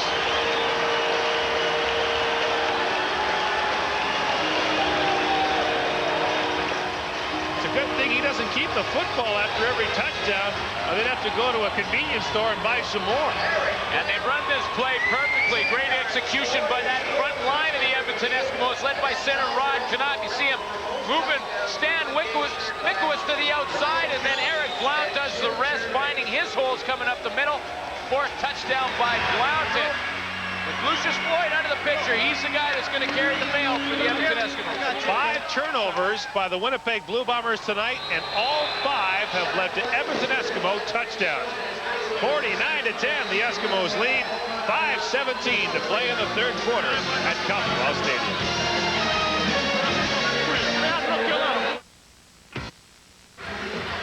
Back in Edmonton, where the Eskimos lead 49-10. You want to get on TV? Sit near the guy that scores the touchdown.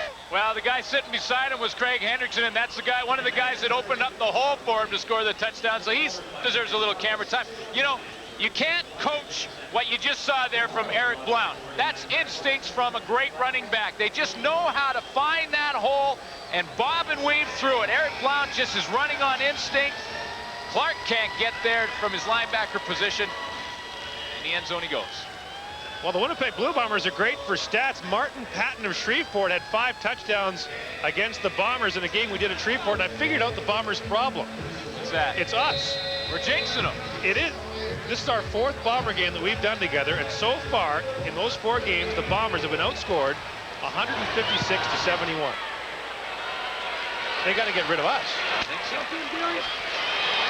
Shannon Baker on the kickoff return fights his way up across the 40 to about the 42-yard line, and Hensey Charles back in the game for Edmonton unloads on him. 4 plays, 51 yards. It comes after the turnover on the punt return, and Eric Blount with his 4th touchdown tonight gives the Edmonton Eskimos a 49-10 lead. And like we said before, don't think for a minute that they'll let up.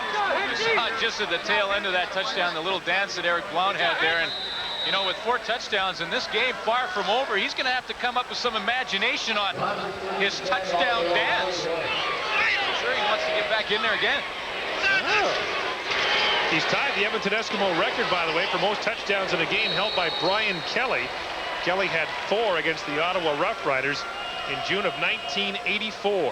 So Brian Kelly may have a couple of records dropped. Not only his rookie record from Shalon Baker, but also his touchdown record for Eric Blount. 2 rookies for this Edmonton Eskimo organization.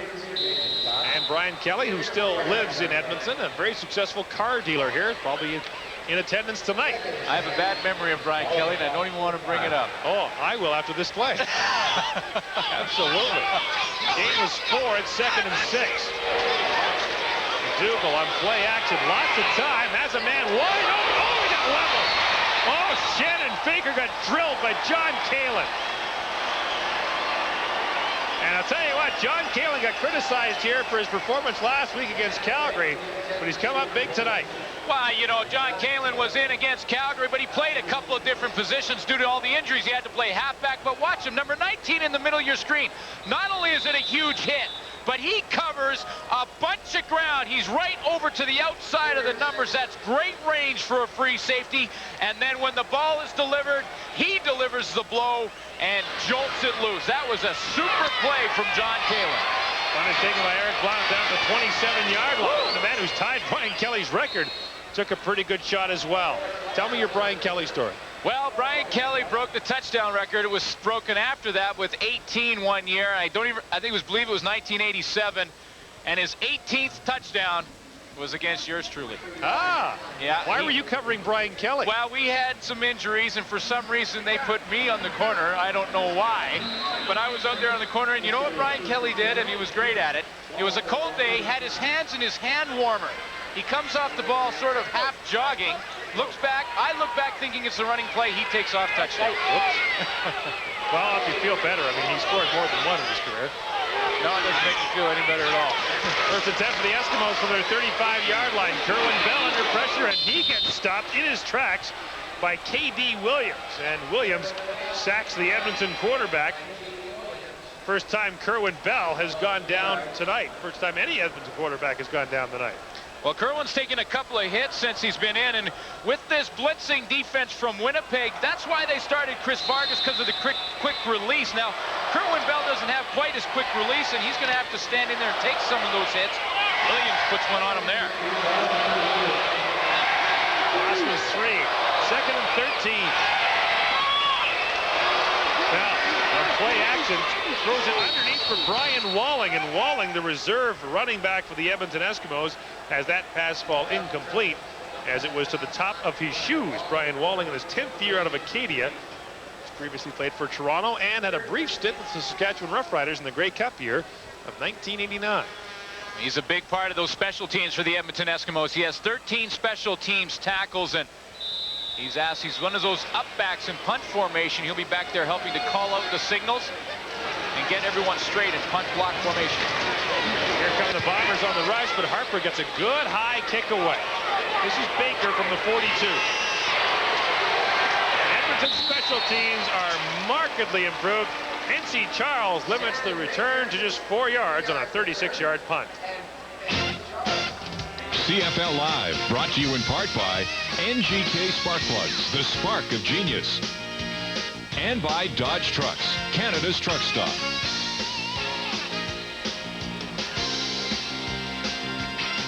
Back in Edmonton, where Kevin McDougall is waking up to the cold reality of life in the CFL. Once they see you on film, things get a lot tougher.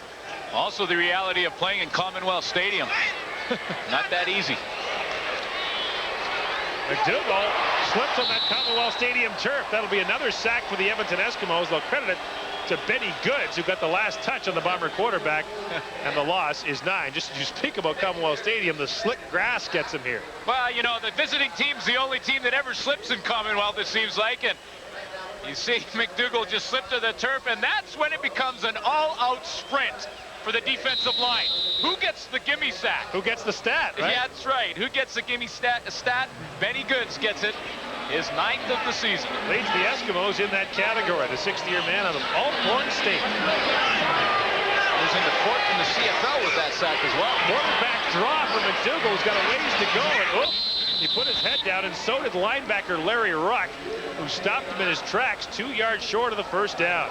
Well, you just get the feeling that Larry Ruck, with Willie Pless not being in the lineup, has even brought his game up to another level. He's got the interception early, making big plays, controlling what is a makeshift defense for Edmonton, and lowering the boom right there on Kevin McDougall. Well, the Eskimos have to feel good about this performance without Willie Pless. Winnipeg coming off that win over Saskatchewan. Here's a guy who feels great. Eric Blount's got 4 touchdowns already, and this time he gets buried up at the 27-yard line.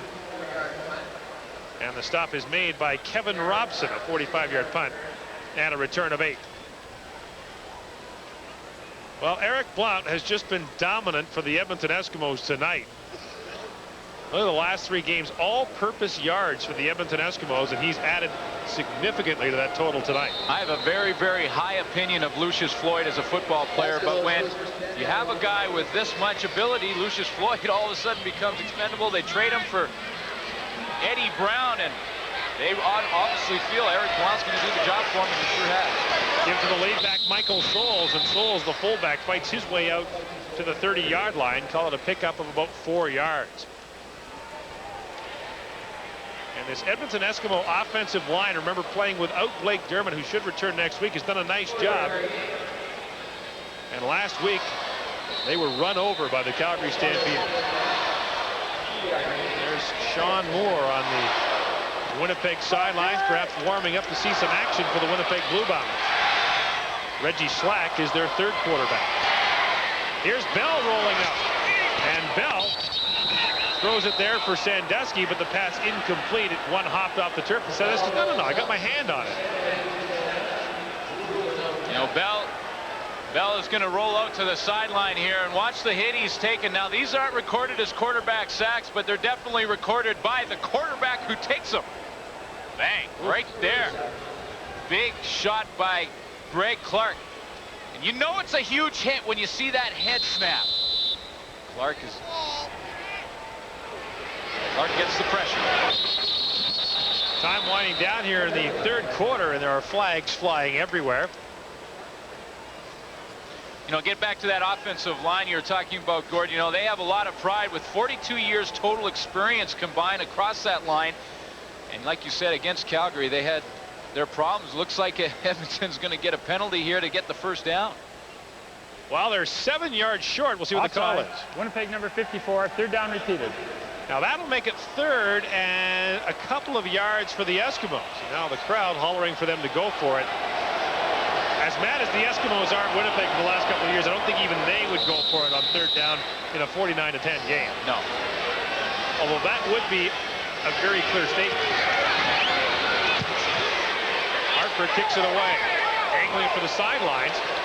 Baker gathers it up at the 30-yard line. And he heads out of bounds at about the 37-yard line.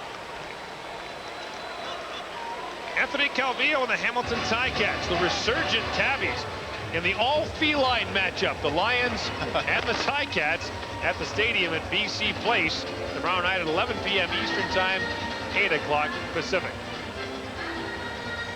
Anthony Calvillo, who began the year as the youngest starting quarterback in the Canadian Football League, had to give way to Kevin McDougall, just 23 years of age. That was the final play of the 3rd quarter. So through 45 minutes in this game, the Edmonton Eskimos lead it by a score of 49-10. And finally for the Eskimos, after 2 dark weeks, there's reason to smile on the sidelines.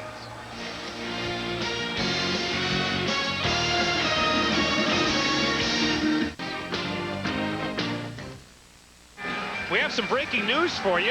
Edmonton Eskimo General Manager Hugh Campbell has just made a trade acquiring Wendell Clark from the Colorado Avalanche. Hugh on the... No, I guess not, huh? No, I guess You know not. who he's talking to? He said, hey, Eddie. He's talking to Eddie Brown, just made the trade for Eddie. He said, hey, Eddie, come down here. We need you down here. C.J. Davis is in the locker room. Now he's calling Wally Buono. Now we're winning 49-10. Come back, Wally. We want you again. First and 10 for the Bombers to open the fourth quarter. McDougall dumps it up quickly for Wilcox.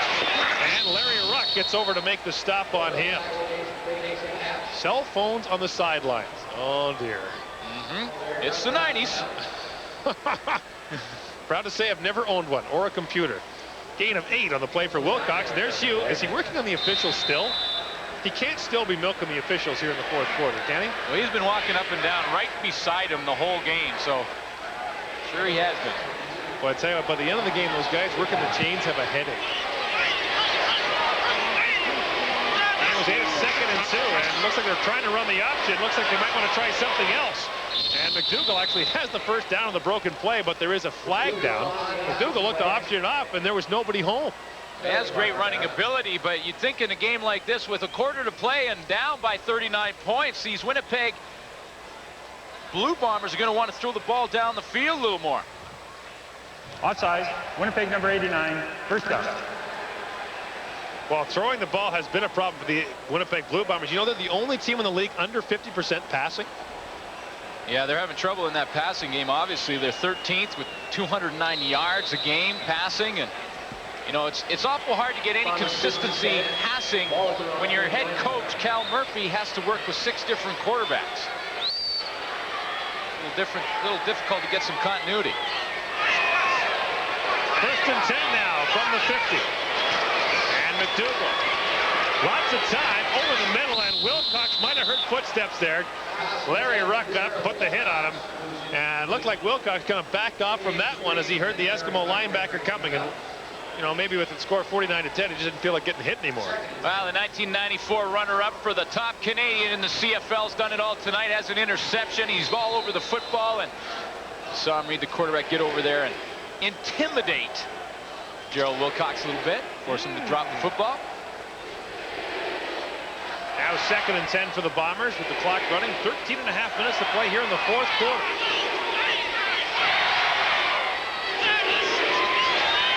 Here comes the rush, and McDougall.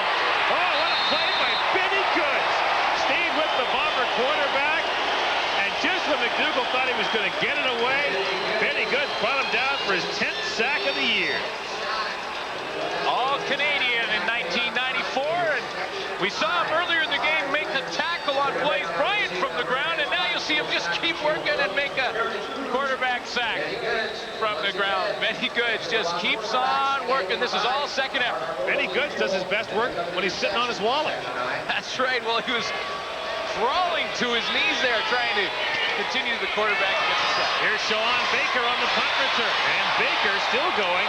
Gets out to about the 49-yard line. Finally stopped by Brendan Rogers, an 8-yard return of the 35-yard punt. Benny Goods is smiling.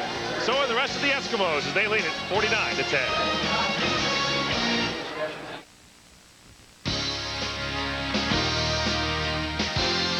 CFL Live, brought to you in part by Peoples, bringing people closer for over 75 years.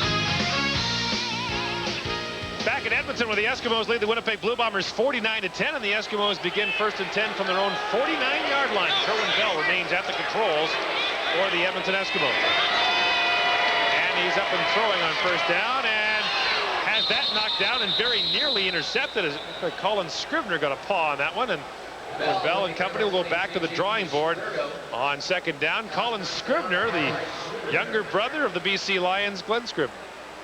Of course, Glenn Scrivener in the big game versus Hamilton tomorrow night, but Colin did a pretty good job on this play. He's on the pass rush, and see Kelly Rush gets the knockdown. Colin Scrivener comes over and almost has the interception. Now on 2nd and 10, Kerwin Bell back to the shotgun. 6 DBs in for Winnipeg. Bell over the middle. J.P. Esquerdo with his first catch of the night. And Esquerdo's all the way down to the 35-yard line. Just the 3rd catch of the season for J.P. Esquerdo, another former University of Calgary dinosaur. Well, it's the same story. You see Winnipeg's linebackers tight. J.P. Escuerdo's going to come across the middle because there's no linebackers there supporting in coverage. Garrett is the toughest pattern to cover for a defensive back is that crossing route. Garrett has tried to break on it, can't get there, and whoa, you'll see the shot by Kerwin Bell. Major fouls, double penalties against Winnipeg, number 90 and 58, 30-yard penalty. Yikes. Kelly Rush and Greg Clark both get hit with 15-yard penalties. Greg Clark came flying through the air and nailed Kerwin Bell after he threw. Well, you know, the rule of thumb is, though, when you're in a late hit situation is do you take 2 or 3 steps after the whistle? But if you're in the air, how do you count them? I don't know. I don't know. I just work on rule changes, not interpretations. Okay, well, nevertheless, Greg Clark gets the penalty, and Kelly Rush also, so that's a lot of real estate. Well, the net gain after the catch by Escuerdo and the penalties is 51 yards, and the Eskimos take over now at the 10. And it'll be first and goal from there. And it rains, it pours for the Bombers. I don't think they can get in or get a first down without scoring. Draw play to Eric Blount. They want to get him that 5th PD. But that time, Kelly Rush, angered perhaps by that penalty, came up and made the stop. Well, Eric Blount has scored twice on this exactly the same play. So you think that the Winnipeg defense would start to get the hang of it after a while. They know it's coming. And Kelly Rush will not be fooled a third time. You can fool me once. You can fool me twice. Not 3 times. Fool me once, shame on you. Fool me twice, shame on me. I think that's the old expression. I knew there was a saying. I heard that in a Star Trek episode once, I think. Loss of 3 at 2nd and 13. And Bell to the end zone. Sandusky. Touchdown! Jim Sandusky with his 2nd touchdown of the year. And Kerwin Bell got smacked again. There is another flag down. And that will almost assuredly be a late hit again. And the Winnipeg Blue Bombers are showing some signs of frustration as the score is 55-10 with the point after to come.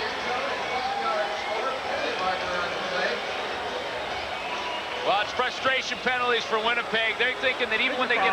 Unnecessary roughness. Winnipeg 72 on the kickoff. Even when they get in there, even when they get in there, they still want to hit somebody. You feel like that on defense. Colin Scribner gets the penalty, but...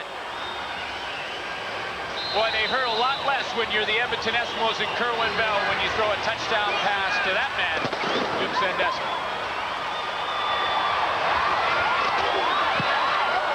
Sean Fleming with the point after it is good, and the Edmonton Eskimos are gaining a measure of revenge against the Winnipeg Blue Bombers.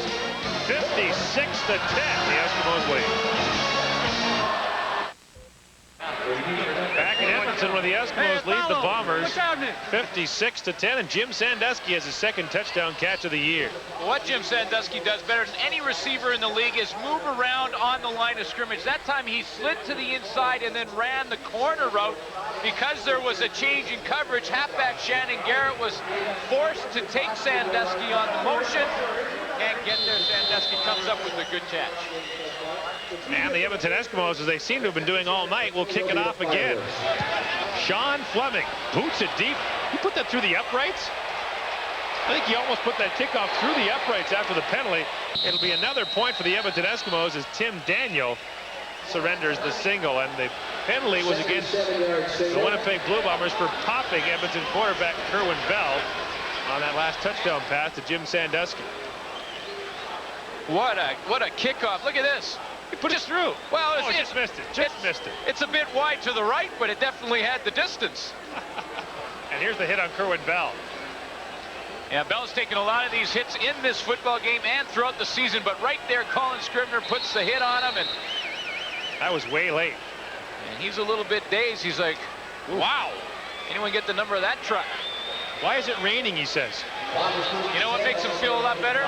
Take a look at that scoreboard. Yeah. You can see it. First and 10 Bombers from the 35. McDougall with flags down. Completes the pass as the stop is made by Gary Wilkerson. And the catch made by Shannon Baker. You know what's strange, Glenn, is the number of times players have scored 5 or more touchdowns in a game. It's happened 6 times in Canadian Football League history. pardon me, yeah, 6 times. 5 of the games involved the Winnipeg Blue Bombers. Bob McNamara scored 6 for them in 1956. Eddie James had 6 for them in 1932. Ernie Pitts had 5 for them in 1959. Ferd Burkett had 5 against them in 1959. And earlier this year, Martin Patton had 5 against them in Shreveport. The only time there's been 5 touchdowns or more in a game and it didn't involve the Bombers was Earl Lunsford. He did it for Calgary against Edmonton. So the Bombers either see lots of touchdowns, either have a lot scored, or they score a lot. And there's the Edmonton Eskimo record that Eric Blount tied tonight. Brian Kelly tied Jim Germany back in '84, and Germany originally set the record against the Hamilton Ticats. That's quite a stat. If you want to see a lot of touchdowns scored, come and watch the Winnipeg Blue Bombers. Yeah. You never know who's going to be scored. I'm going to be for or against. Oh, there's the guy who's got him here, and I guess he's happy. Still 10.5 minutes to play in the 4th quarter. He's got lots of time. McDougall faked it Bryant. That's the 2nd time he's fallen down, and the gimme sack this time goes to Leroy Blue. That's his 6th sack of the season. Well, you said it earlier that it seems like only the visitors slip here. Of course, this is one of the few grass fields in the CFL. It's the only one in Canada. What's the deal?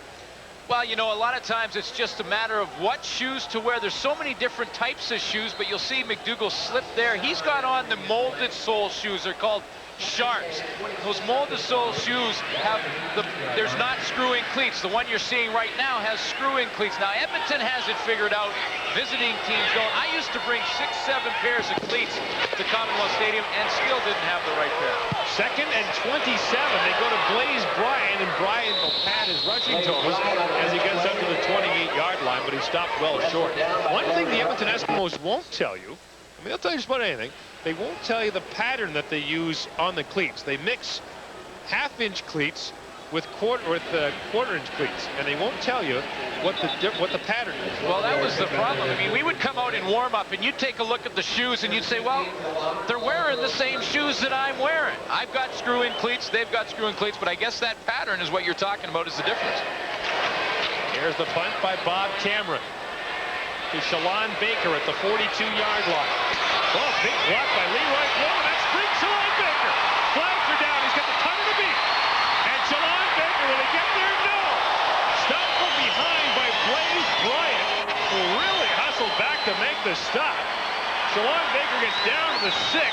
A 61-yard return, but there is a flag. Well, it's going to come back, Gord, but the penalty is better not be, I guess, I should say, on Leroy Blue, because he threw. Edmonton number 89 on the return. It is on penalty. Leroy Blue. First down. Well, we got to take a look at this because Leroy Blue put a good block right there, but it must have been early in the play. You're going to see the punt here go down to Shalon Baker, so it was obviously early. You see the flag thrown because that block right at the corner of your screen there was definitely clean. That's the one that sprung Shalon, but I guess Leroy was doing a little clutching and grabbing at the line of scrimmage. Well, they got him on the way down the field, so Leroy Blue, the graduate of Bishop's University in Lennoxville, Quebec, had a pretty good night defensively. And now the Eskimos start with the ball at their own 33. The loss is 70 yards. Kerwin Bell, lots of time for Michael Souls, and Souls was being all tied up on the play by Del Lyles, but still made the catch and got into Winnipeg territory at the Bomber 52-yard line. What a great catch by Michael Souls. You're going to see him coming out of the backfield, and Kerwin Bell's just going to drop it over. The great play about this, that looked like a wide receiver making that catch. Great concentration, hands out there, looking through, making sure you catch it with your hands and not your body. Michael Souls comes up with a big one. Pick up a 25-yard. Flags are down. Drop play to Eric Blount. Now more flags. And Blount is bottled up for a loss of a couple.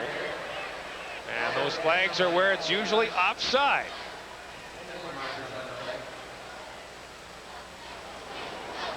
And it appeared that it's offside against the Winnipeg Blue Bombers. Offside. Winnipeg number 90, 5-yard penalty, first down repeated. Kelly Rush offside, so it'll be second down over again for the Edmonton Eskimos. First down over again. They'll repeat first down and have the ball at the Winnipeg 47-yard line. Kelly Rush, the third-year man out of Florida State.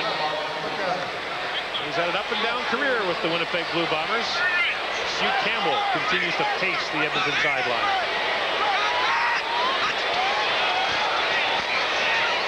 Draw play to Michael Souls, and he's got the first down easily as he fights his way down to the 37-yard line. You know, when you think of a GM in the Canadian Football League, you think of guys that are pretty hard-boiled. Like Don Matthews, he's a GM, and Bob Obilovich is a GM. Hugh Campbell walked into the stadium at 5 o'clock with a brown bag in his hand, ate a tuna fish sandwich and an oatmeal cookie, and watched the warm-up. Well, he's a laid-back kind of guy, but you know what?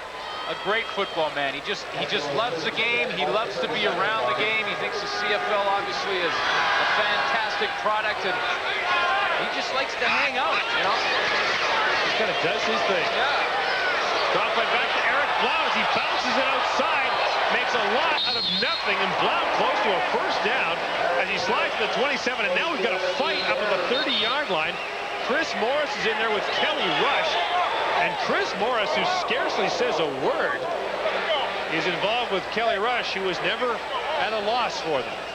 Yeah, you got the two exact opposite personalities going at it right there. You know, Kelly Rush was doing most of the talking in that conversation, but what a job by improvising by Eric Blount there just to get outside, break the tackle of Paul Randolph, and then outrun Hawking to the sideline. I'm always amazed that if two guys throw an equal number of punches, there's never any flags.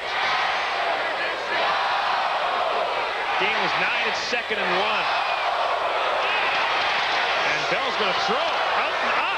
Look at this for Sandusky, and it falls incomplete, and we've got another fight, and it's Morris involved there again, this time up the 26-yard line. And it's Morris and Rush again. Oh yeah, this is Chris Morris has snapped. This is Chris Morris, Kelly Rush, the sequel. They put it on pay-per-view. I mean, they just went in there and said, hey, let's just line up and run and do it again, because there's definitely something going on between those two. But you know, Chris Morris got into that fight without his helmet on. He's just getting it back on now, but I would never fight a guy in a football game without my helmet on. Absolutely not. And there's no flags. Guys have fought on 2 straight plays, and there's no flags. Tomorrow, Lee Knight and the Hamilton Ticats go to BC to take on the Lions, 11 Eastern, 8 Pacific. We talked about the bad schedule, Winnipeg Blue Bombers. How about the Ticats? They don't play Calgary this year. You know, they don't mind that at all. Not that they're complaining. No. 3rd down and a yard, and this time the Eskimos get the football, or get the first down rather, and they get away without any fisticuffs between Morris and Kelly Rush. You think Ron Lancaster is thinking about running up the score a little bit on Cal Murphy, running an out and up, trying to get in the end zone with Jim Sandusky? You know, he improves, goes over the 500 mark. He's 58 and 58 career as a coach. Remember, he started 4 and 28 as a coach in Saskatchewan. So we had a long climb to 500. Ron dropped back to 58 and 58 with the loss last week. That's a number of concern to everyone but Ron Lancaster. I don't think he can care less. A little Statue of Liberty play there as he set it up for Blount. Gets a block around the corner. Here goes Eric Blount looking for his 5th touchdown, and he's got it! Eric Blount with a new team record. 5 touchdowns in 1 game.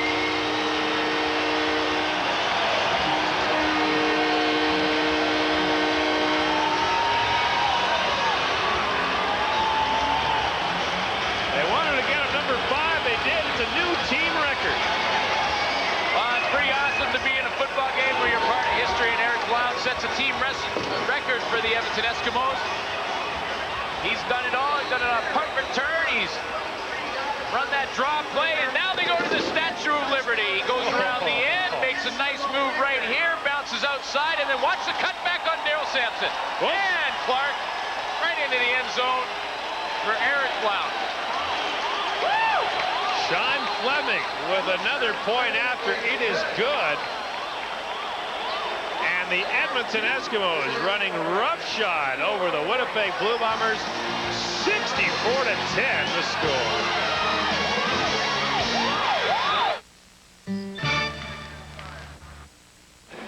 Eric Blount has set the Edmonton Eskimo team record for touchdowns in a game with 5, surpassing Brian Kelly and Jim Germany. Now he's one off tying the league record for touchdowns in a game. You know what makes it amazing?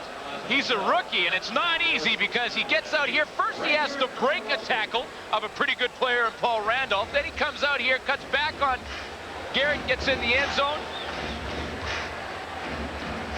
You'll see it right here. The Statue of Liberty. He's coming around the end, and some pretty good tacklers miss here. You see Hawking try to get to him. He cuts back on Daryl Sampson right there, and Greg Clark gets in the end zone. Edmonton 64 points in this game, surpasses the 63 they had against Ottawa earlier this year. This is the second most points the Edmonton Eskimos have put on the board in one game in their history. They scored 72 in a game against Calgary back in 1921.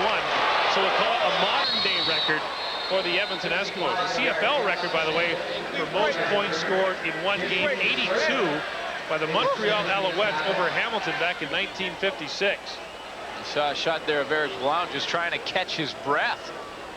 Boy, he's played a couple of games tonight. And if Winnipeg allows 2 more points, the Bombers have another dubious team record. Remember, they gave up 65 against Shreveport earlier this year. That's a team record. Yikes. Well, you said it earlier, Gord. We've witnessed them. McDougall under pressure. Now looking to run. Better get his head down. Davis Reed's looking for him, and so is Glenn Rogers Jr. And McDougall hustles out of bounds. He saw the big guys coming. Gets a gain of 6. Now, here's a question for you. Say the Bombers are forced to punt here. Think the Edmonton Eskimos go for more scores? Well, you don't want to think so, but based on the past records of these 2 coaches and the way they've gone at it in the past, I wouldn't be surprised to see it. I don't know that Ron Lancaster and Cal Murphy know each other that well. Hugh Campbell certainly knows Cal Murphy well, but Ronnie and Cal wouldn't have much of a track record. Second down from the 47. McDougall's under pressure. Gets away initially, and now he's dropped. Glenn Rogers Jr. gets in for the sack. Everybody's getting in on the act, and the Bombers, whose quarterbacks have been sacked more than anyone's this year, get dinged again. Well, you know you're having a little fun and way ahead in the ball game when your defensive halfback can just decide to gamble, come completely out of his coverage when the quarterback is nowhere near across the line of scrimmage, and get involved in the sack attack. Well, we're going to get our answer to my hypothetical question here. Bob Cameron to punt to Shalon Baker. Good kick by Cameron. Baker from the 25. Gets out to the 34-yard line. He got stood up pretty quickly by Brendan Rogers, a 9-yard return on a 45-yard punt. 3:03 to play here in the 4th quarter. The Edmonton Eskimos have the football back, and now the question, will they go for some more points? Joe Paopao talking to Kerwin Bell. Matt Dunnigan told me a funny story about last year when they set the record against Edmonton for passing yards in a game. He came to the sidelines when he had about 660 yards. He said to Cal Murphy, "You want to run the ball?" Cal said, "Hell no, keep throwing it." I wonder if Kerwin Bell just got the same instructions. We'll find out when we come back.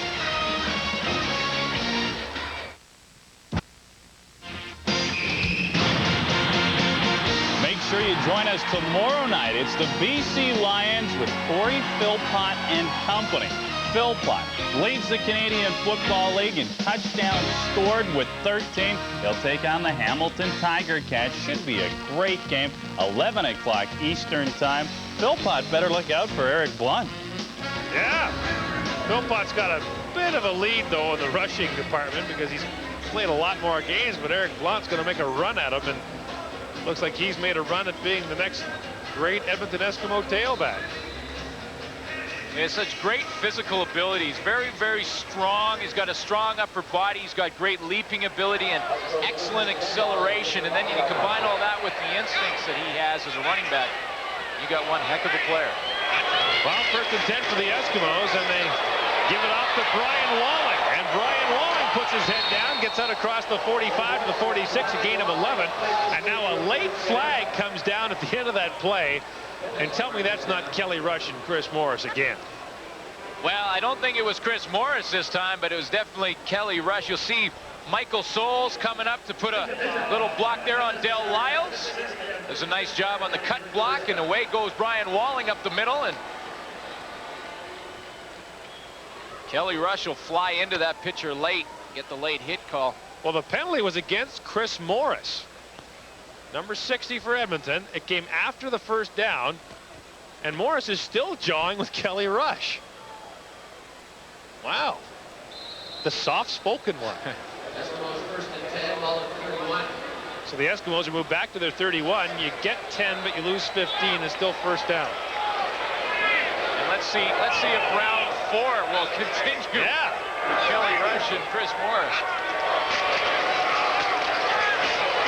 And that time, Brian Walling stacked up pretty quickly, and there's more pushing after the whistle. And that time, Sandy Annunziata was pushed over the top of the pile. Well, Cal Murphy is used to winning. We mentioned before that he's never had a losing season as a CFL head coach, but this year he has been on the receiving end of some vicious scores. 38-10 to Birmingham, 43-7 to Baltimore, 65-17 to Shreveport, 50-24 to Birmingham, 56-4 to Saskatchewan. Man, the Bombers gave up 50 points in back-to-back games for the first time since anyone can remember. In fact, it had never happened before. Drop play now to Brian Walling. And Walling crawls out across the 35, so we got our answer. Looks like the Eskimos will be content to sit on this 54-point lead with 2:10 to go here in the fourth quarter. And Chris Morris gets the high fives from his teammates for winning the boxing match on the side. You got a 15-yard penalty, man, but you beat him. Nice right hook. Now that's something you don't see very often. Ronnie, he said, smile. Ronnie said, congratulations, Chris. I guess they'll just look the other way on that 15-yard penalty. I think he likes it when Chris Morris says something. Would you please reset the clock to the original time, please? Which was what? Well, we'll let the professionals get on the time thing. Yeah. Push the button on the doohickey that makes the gizmo change. Exactly.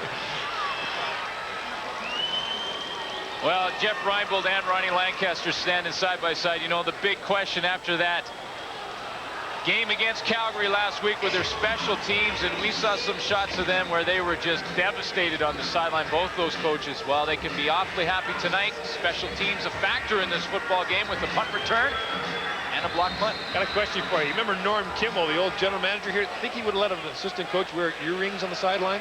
That's what I say about Jeff Reinbold. Coolest coach in the CFL.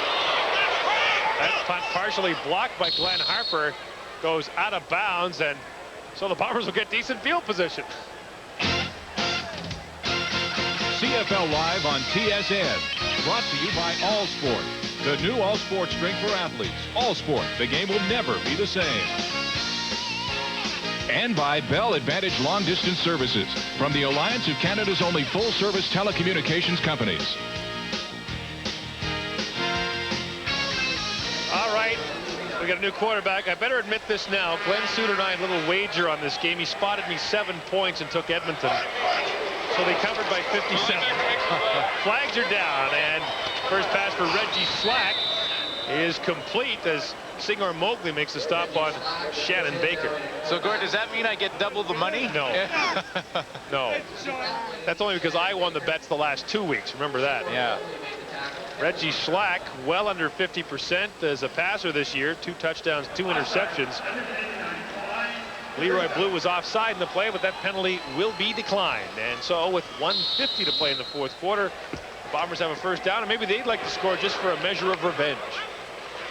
This is the only meeting of the year, though. Well, you're trying to find, if you're the team at the bottom end of this kind of score, you're just trying to find a highlight, something that you could take back to next week on.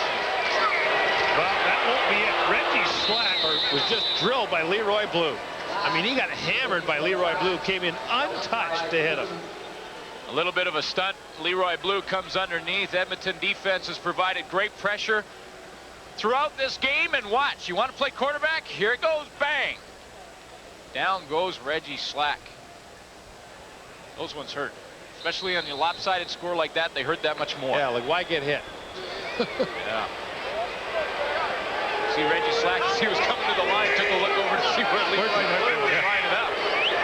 There he is at the bottom of your screen, and here he comes. Slack, quick drop, gets over to Gerald Wilcox, and he's getting tackled by the Eskimos. He's got a first down at the 35. Well, when you you know, when you're getting hit like that, what you want to do is get rid of the ball quick, and that's what he does there. Takes a look at Leroy Blue as he's coming to the line of scrimmage. Blue's coming again, so he throws it just as he's getting it from center. The pickup is 12 on the play for Gerald Wilcox. And the clock running at 1:20 to go here in the fourth quarter. Slack out to the flat. Has it there for Tim Daniel, and Morris Lawler got up to make the stop on him. Up at the 30-yard line. It's a gain of 5, but there's a flag down in the play in the area that usually indicates holding against the offense. And Neil Payne indicates that is the call.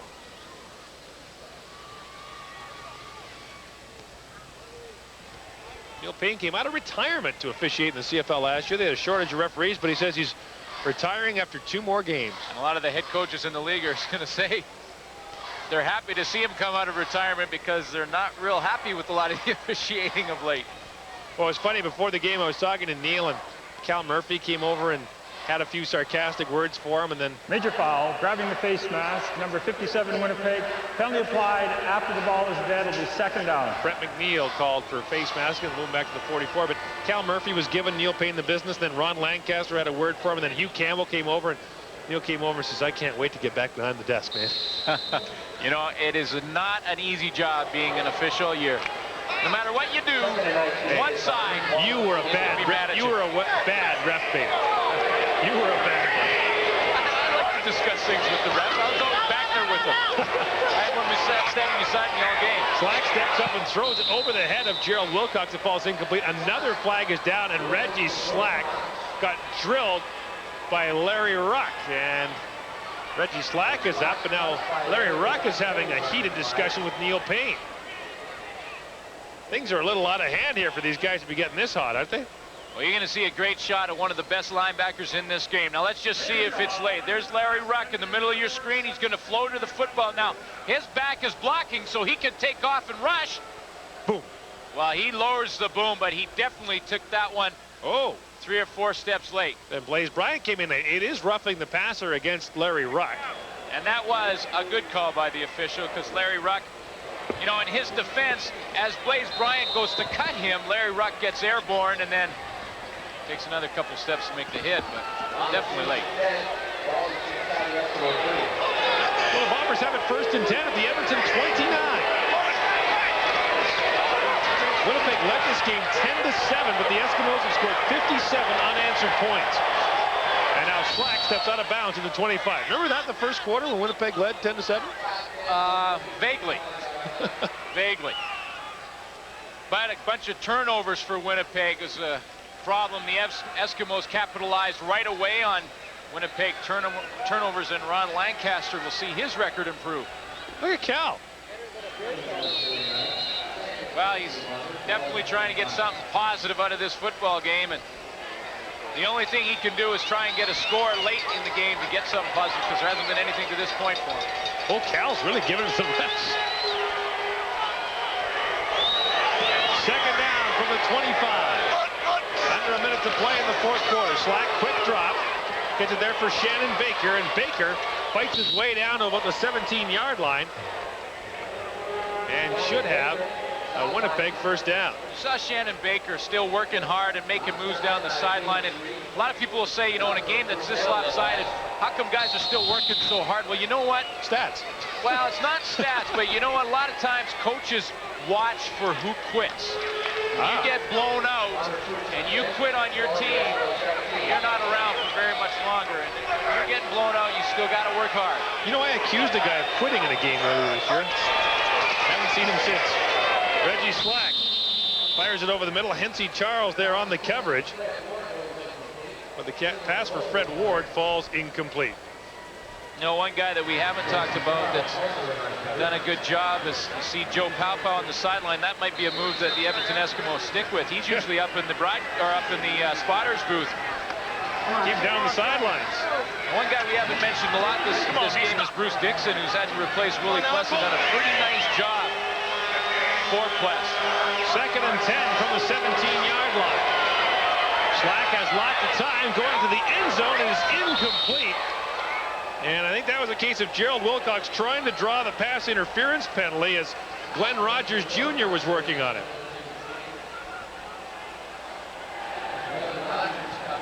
So that pass ball is incomplete, but now there is a flag in the end zone. So we'll get the call from Neil Payne. That may be pass interference against Rogers after all. Well, it's always hand fighting down the field, and just a matter of the opinion of the referee.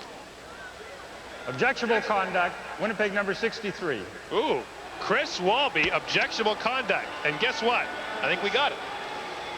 Well, I think we're going to get a great shot of it. You're going to see, here's Larry Ruck. Now, it's a bit of a size mismatch because he's working on Chris Walby. While he's trying to get around Walby, you can see how many steps it takes him to try and get by Walby, but... So Walby argued something after the play and is flagged as a result. Slack guns it down there, but Gary Wilkerson, great coverage working on Tim Daniel. Well, you know, Gord, Gary Wilkerson almost put 70 on the board for the Edmonton Eskimos. Yeah. That one's on target. He's gone. Yeah, he was close, and so now with 33 seconds to go, the Edmonton Eskimos get the ball back.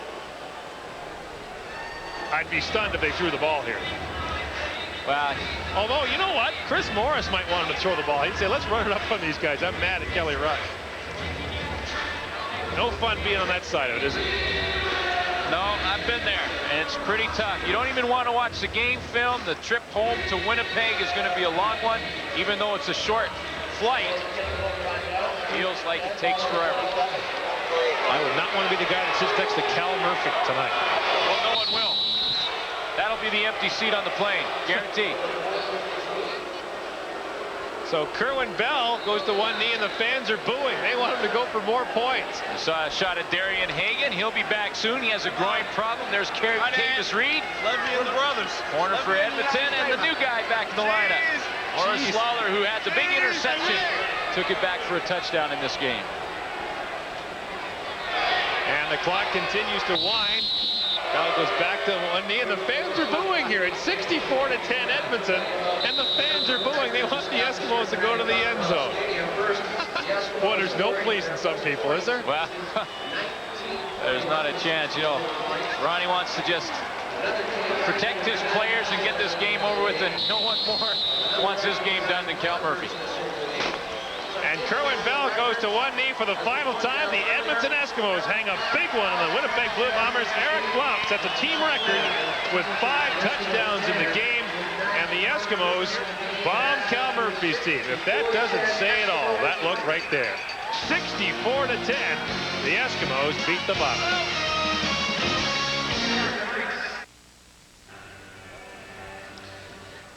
Time now for the TSN Turning Point, brought to you tonight by Apple Auto Glass. And we take you back to the second quarter, the early stages.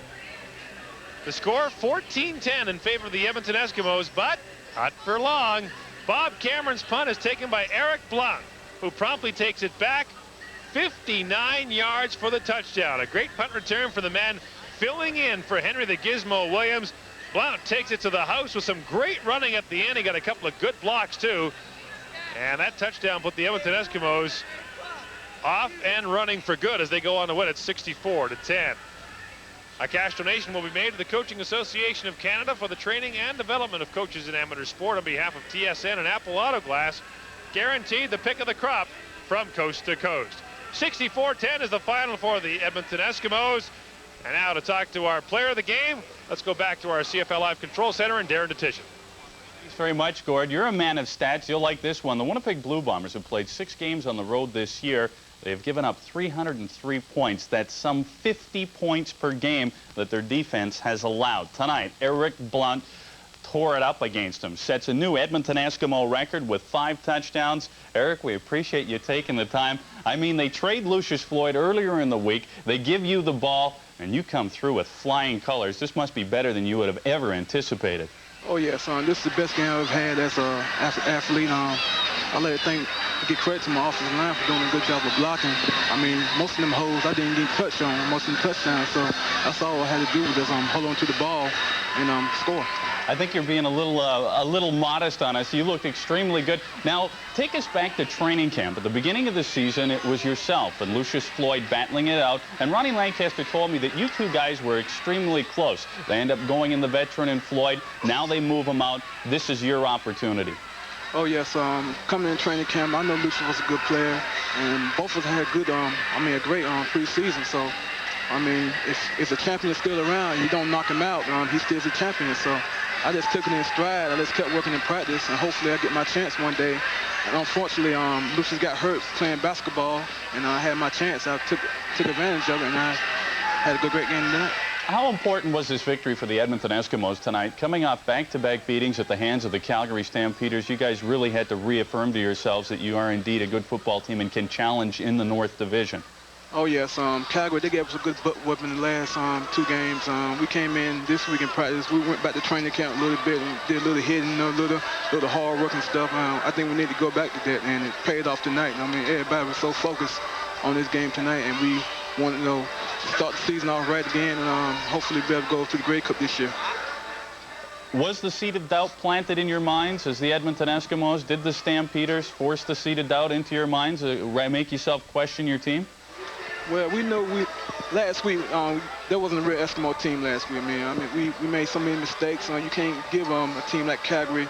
I mean, they blocked 2 punts last game. You can't do that against a great offensive team they got. So we just came in this week focused, and we played a great game tonight. It showed in the field. I would suspect that the offense also took it upon themselves with all the injuries to the Edmonton Eskimos, specifically their secondary. Then you don't have Willie Pless in there. He has to go home with a family matter. You guys came through with flying colors. 5 touchdowns. 5 touchdowns. A new Edmonton Eskimo record. Tell us once again a little bit about the touchdown celebration and you coming out and setting this record. What does it mean to you? I mean, it means a great deal to me. I mean, I like to thank God, for giving me the ability to go out there and play football. I just went out there and I had to play hard as I can, and things take care of from there. So, but mostly I didn't do it by myself. I had some great teammates around me who did, who are very unselfish. I just went out there and played hard. You can't ask for a better game than that. No, you certainly could not. Once again, thanks very much for joining us. Eric Blount sets a new Edmonton Eskimo record with 5 touchdowns in the contest. The Edmonton Eskimos all over the Winnipeg Blue Bombers by a score of 64-10. By virtue of the victory, the Eskimos are now 8-5 on the season. They are tied with the British Columbia Lions for 2nd place in the North Division. BC will take on Hamilton tomorrow. We'll have that game for you. We'll promo it in just a moment's time. Obviously, the game story in this contest was Eric Blount with 5 touchdowns. What more do you need? It's a new Esky record. Kerwin Bell comes on in relief of Chris Vargas, who suffered a thumb injury. Bell, 3 touchdown passes. The Eskimos with 35 points off the Winnipeg turnovers. The Eskies, 57 unanswered points. It's all Edmonton. Our next game, as aforementioned, the Lions tomorrow night, should be a dandy. It's an 11 o'clock Eastern start. That'll do it for us tonight. Thanks for watching. We'll see you tomorrow.